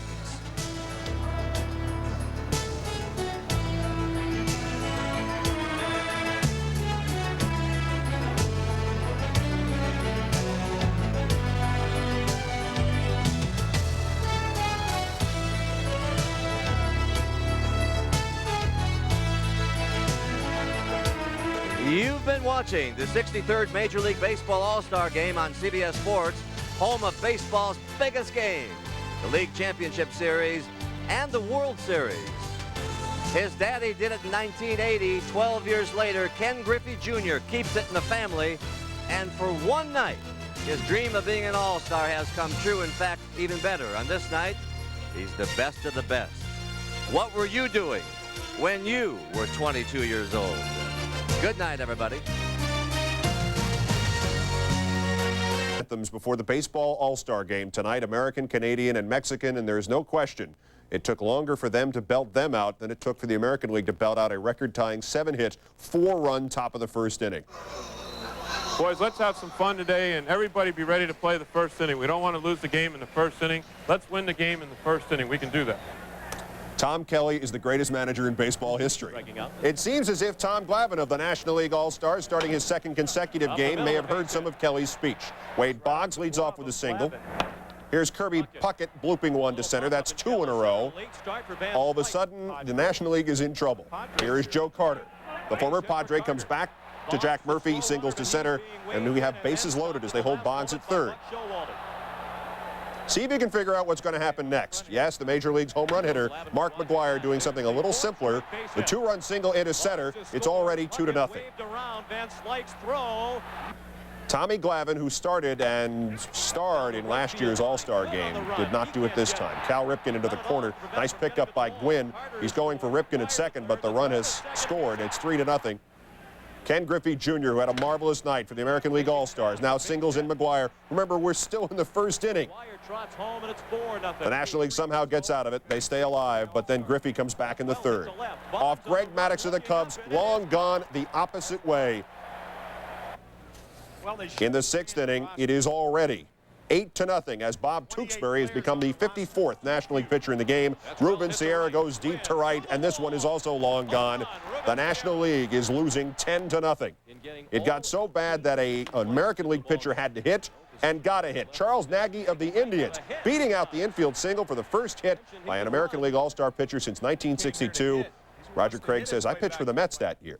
It is a record 19 hits for the American League as Griffey is an easy runaway winner as the most valuable player as the American League romps in the biggest one-sided result since their 13-3 victory back in 1983. Griffey Jr. with that performance. Nagy's first hit, as we mentioned. Joe Carter and Robin Ventura each also had 2 hits for the American League. And the Glavine performance was frightening. The first pitcher in All-Star game history to allow 8 hits in a game. He had 7 hits in the first inning. This should not have come as a surprise to anybody who's watched him in the regular year. The 8.05 earned run average in the first inning, which is where you can get to him, and which, as Tom Kelly asked the American League All-Stars to do it, they did get to him. An ERA, we don't even want to talk about it. The streaks, of course, now that the National League's epic streak of the 20 in a row, or 20 out of 21, including the 8 in a row and 11 in a row, there was not a lot of run scorings in those days. Now it's switched around in the American League, and they're winning 5 in a row for the first time in American League history, and 7 of the last 10 has produced that 4.4 runs per game stat which is up a little bit thanks to tonight's performance. I think next year Glavine will say, I don't want to start, just bring me in the second inning. Tom will be in the National Hockey League All-Star game next year, we think. I think everybody got to play tonight because that came back to haunt the National League. Charlton had to bat against Eckersley last out of the game. The bases loaded. Cost him a little bit, but I guess it was over well before that.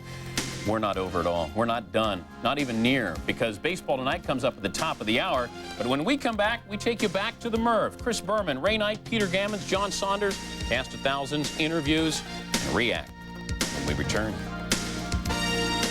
Gotten the groundskeepers out, and they've swept up what remains of the National League pitching staff, and the All-Star game is history and family history tonight, too. Yes, Ken Griffey Sr., Ken Griffey Jr., the first back-to-back MVPs for father-sons. Never happened before. 1980, 1992. Griff Sr., or Griff Jr., I should say. Our cleanup man in San Diego, Chris Berman. Chris, take it away. Hi, Dan and Keith, thank you. Maybe it was because the American League had 3 straight juniors hitting 6th, 7th, and 8th that was the reason that they won their 5th straight All-Star game. All of a sudden, it's becoming a habit, Ray Knight and Peter Gammons. 13-6. We said it would be a hitter's game.